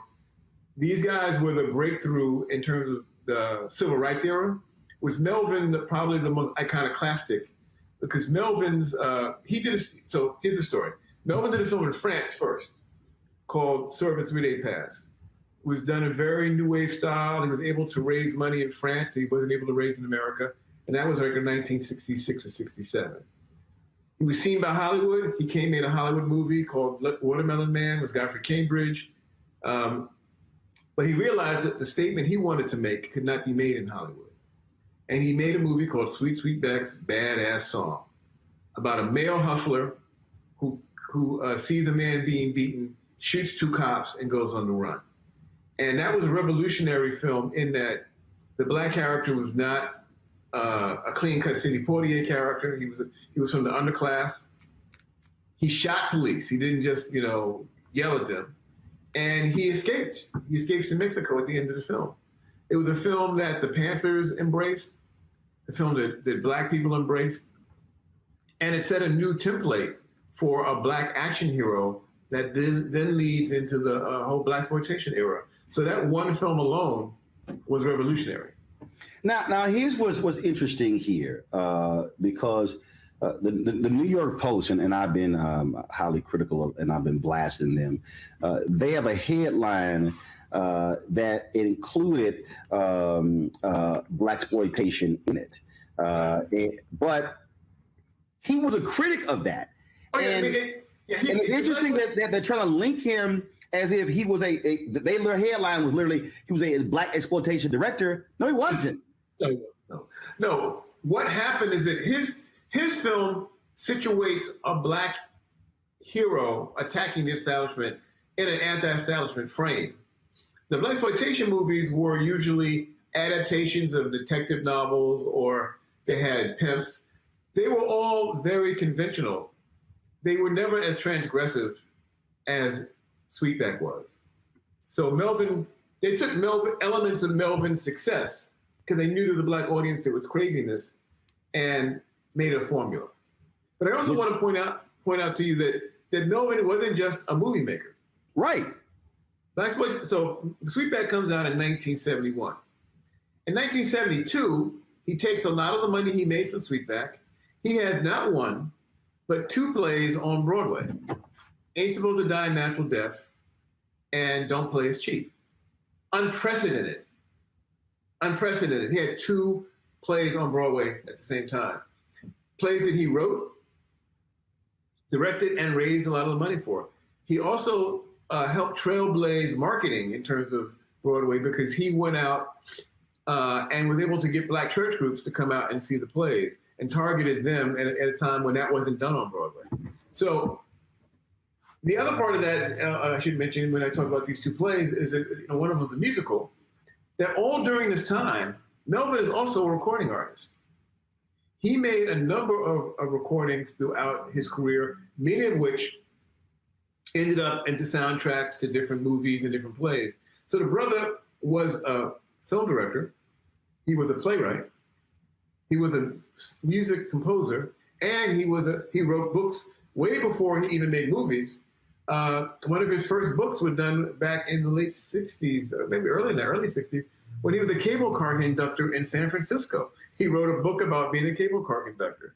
So this was a man who lived an extraordinarily diverse creative life. So Sweetback is the big bang, if you will, but there are so many works.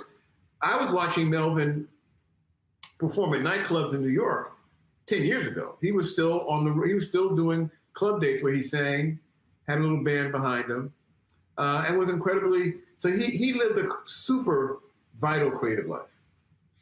And what you unpack there, and then of course, I mean, my goodness, he decides to, what the hell, I'm going to trade stocks on Wall Street. I mean, and so here was someone who said, you know what, the fences or the boxes that you want to put me in, no more boxes. I'm not going to do it. You're not going to put me in that box. And if I want to go here, I'm going to go here. If I want to do this, I can do this.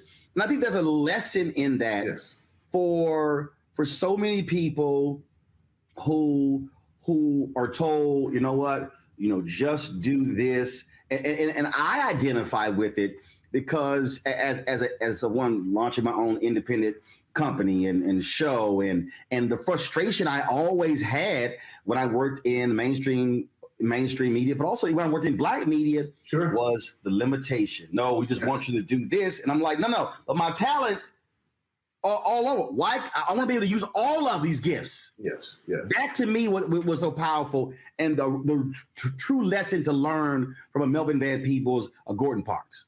Yeah, I mean, Melvin, I got to know Melvin pretty well over the years, and he was always about be yourself, follow your vision. First time I met Melvin, I was a college student in 1978, I think. I went to interview him for a magazine. I walked in, brother had on, he was sitting in a wheelchair in the middle of his office, had no shoes on, no shirt, but had trousers on, suspenders, a hat, was smoking a cigar. And I was like, wow, that's unconventional. And that's how he lived his life. He never tried to fit in. He made himself be who he was. He totally was a free spirit. I'll tell you something interesting about Melvin. I found out yesterday. So I have an agent at CAA who was friends with Melvin. He says that when he joined CAA in early 90s, Melvin negotiated his contract. I said, are you kidding me? He said, no, Melvin knew money. Melvin knew money. And so this is a white guy.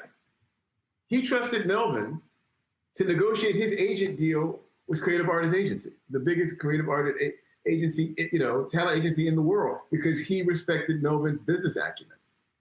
So that just gives you one idea of how diverse and how learned he was in so many different areas.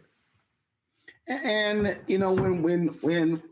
whenever this happens, a lot of folks like, oh my God, I'm so sorry to hear that. But the reality is, you see that in his son, you see that in his children, you see that in Mario's children. You see this whole idea of there are no boundaries. And all too often for African Americans, especially in our parents, for a lot of us, look, son, to daughter, look, get you a good job, get a steady job, just, don't make waves. But then you get older, and then people start thinking back and, man, I wish I had done this and I wish I had done that. And they have these regrets. I think Melvin Van Peebles lays down in his home in Manhattan, passes away. He passes away with no regrets. Oh, Melvin, as long as Melvin was running the streets of New York, he jogged all the time. I mean, he lived a very full life. I'll tell you another story. I was shooting an independent film about 10 years ago. And I said, Melvin, I ain't got no money, but can I get you to do one improv scene with me? Brought me up to his place. I had the actress with us, had little cameras, knocked it out. He gave her something to drink. We watched some movies together. I mean, if he thought you were trying to do something unconventional, he was there for you.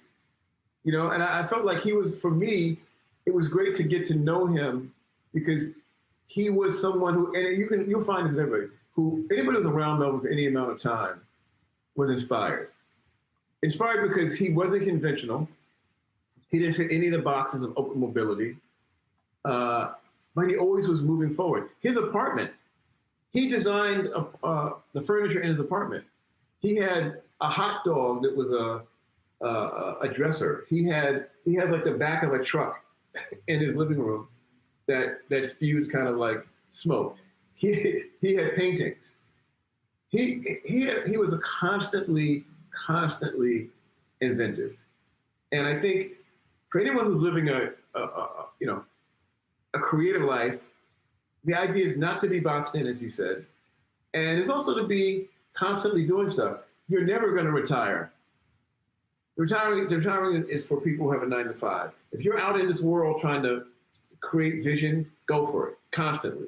Always be experimenting, always be learning, always be challenging yourself. And just to be in his proximity was to feel that energy and to feel that history. I mean, the brother came from, at one point, he left Chicago. He was a cable car reporter in San Francisco. At one point, he lived as a street painter in Mexico City. He went to Paris. He lived in Amsterdam and went to school in Amsterdam, and then went to Paris, where he sort of began his life as a writer and ultimately a filmmaker. So he was also not afraid to move out of his comfort zone. Being a Black man traveling the globe throughout the 50s, he was able to open his vision, and not be boxed in by the American boxes. What you just said, that I think really stands out when you said, look, man, I don't have any money for it. Can you do this? He's like, no problem. And that, if there's one thing, Nelson, that sort of drives me crazy, and it really does. And I said this a couple of weeks ago on Twitter. I said, it doesn't actually cost me anything to help somebody out and retweet something. It doesn't. If somebody hits me up and say, hey, Roland, can you do me a solid and do a mention on your show? Okay. Now, obviously, that's relationship. Sure. Because you also know that person and who they are and what they do. But this is someone who, like you said, if I see somebody who's trying to do something, man, I'm gonna go ahead and help you. That is in many ways is uncommon That's not common. It's uncommon for folks to do that. And I think a lot of people, when we talk to elders who've gone to become ancestors, it's amazing how that is a consistent theme when we talk about many of those ancestors. Oh, listen, I'm working on a documentary right now about Willie Mays. Willie Mays is 90 years old. Mm-hmm. And the key phrase in Willie's life is take care. He says, so-and-so took care of me. I took care of blah, blah, blah. In other words, he was mentored by older black ball players. And then he became a mentor to a younger black ball player. Because he felt that was part of what you did. I feel like that's an important part of Melvin's DNA, and perhaps that whole generation of people who came up during the Depression. These are Depression babies. And so no one had anything when they first came up. So if you had something, you gave someone a shirt. You let someone use your pants because there was no money and all you had was each other. And so he had a very strong sense of community. A lot of folks have known Melvin for years. There's so many young now middle-aged filmmakers who were young filmmakers who gravitated around him and sat and listened to him. He wasn't someone who gave inspirational speeches. His life was inspirational. How he lived was inspirational. Now, I started smoking cigars because of Melvin. Well, as somebody who's allergic to cigars, I'll pass on that one. Okay. But I'll grab. I'll do all the other stuff that he did. As you said, man, an extraordinary life. I've had opportunity because I was literally just in LA a few weeks ago where I interviewed Mario for this one-on-one series that I'm going to be launching on my OTT network, Black Star Network. And we were able to use some stuff in the tribute last night as he talked about his dad and some life lessons and things along those lines. And the reality is what he did in his life, he certainly passed on to his children. And at the whole point, what you said about Willie Mays, take care. Mario is passing on to his children. And hopefully that's what other people will learn, that it doesn't make sense to have all of this knowledge and expertise that is just sitting in your head. Share it, bless it with some other folk, and give them a sense of what freedom is like, what free expression is like, and what independence is like. Yes, absolutely. Because Melvin was the ultimate independent. He made films, he wrote books, he made plays, he made records. He made them and then figured out how to get them out. And that's what he did his whole life. And he stayed one of the most idiosyncratic and interesting artists in American history. And of course, I'm 52, be 53 in November. You are in the same area, same age, and we sit here and go, damn, we got more work to do, all the stuff that brother did. Absolutely. I said that to my fiance last night, like, wow, I thought I was working. I ain't working hard enough. There you go. Nelson, always good to see you, my brother. Thank you for having me. You take care. Take care. That is it for us, folks, on Roland Martin Unfiltered here on the Black Star Network. Don't forget to download the Black Star Network app on all available platforms. iPhone, Android phone, Apple TV, Android TV, Roku, Amazon Fire Stick, Xbox Smart TV. Also, be sure to join our Bring the Funk fan club. You can give to us and our goal is to get 20,000 of our fans, giving about average of $50 each. $4.19 a month, 13 cents a day for compelling content you're not going to find anywhere else. Cash App is $RM Unfiltered. PayPal is R Martin Unfiltered. Venmo is RM Unfiltered. Zelle is Roland at RolandSMartin.com. Roland at RolandMartinUnfiltered.com. Folks, that's it. I'll see you guys tomorrow right here on Roland Martin Unfiltered on the Black Star Network. And I'll see y'all on Fanbase in less than 30 minutes. Holla!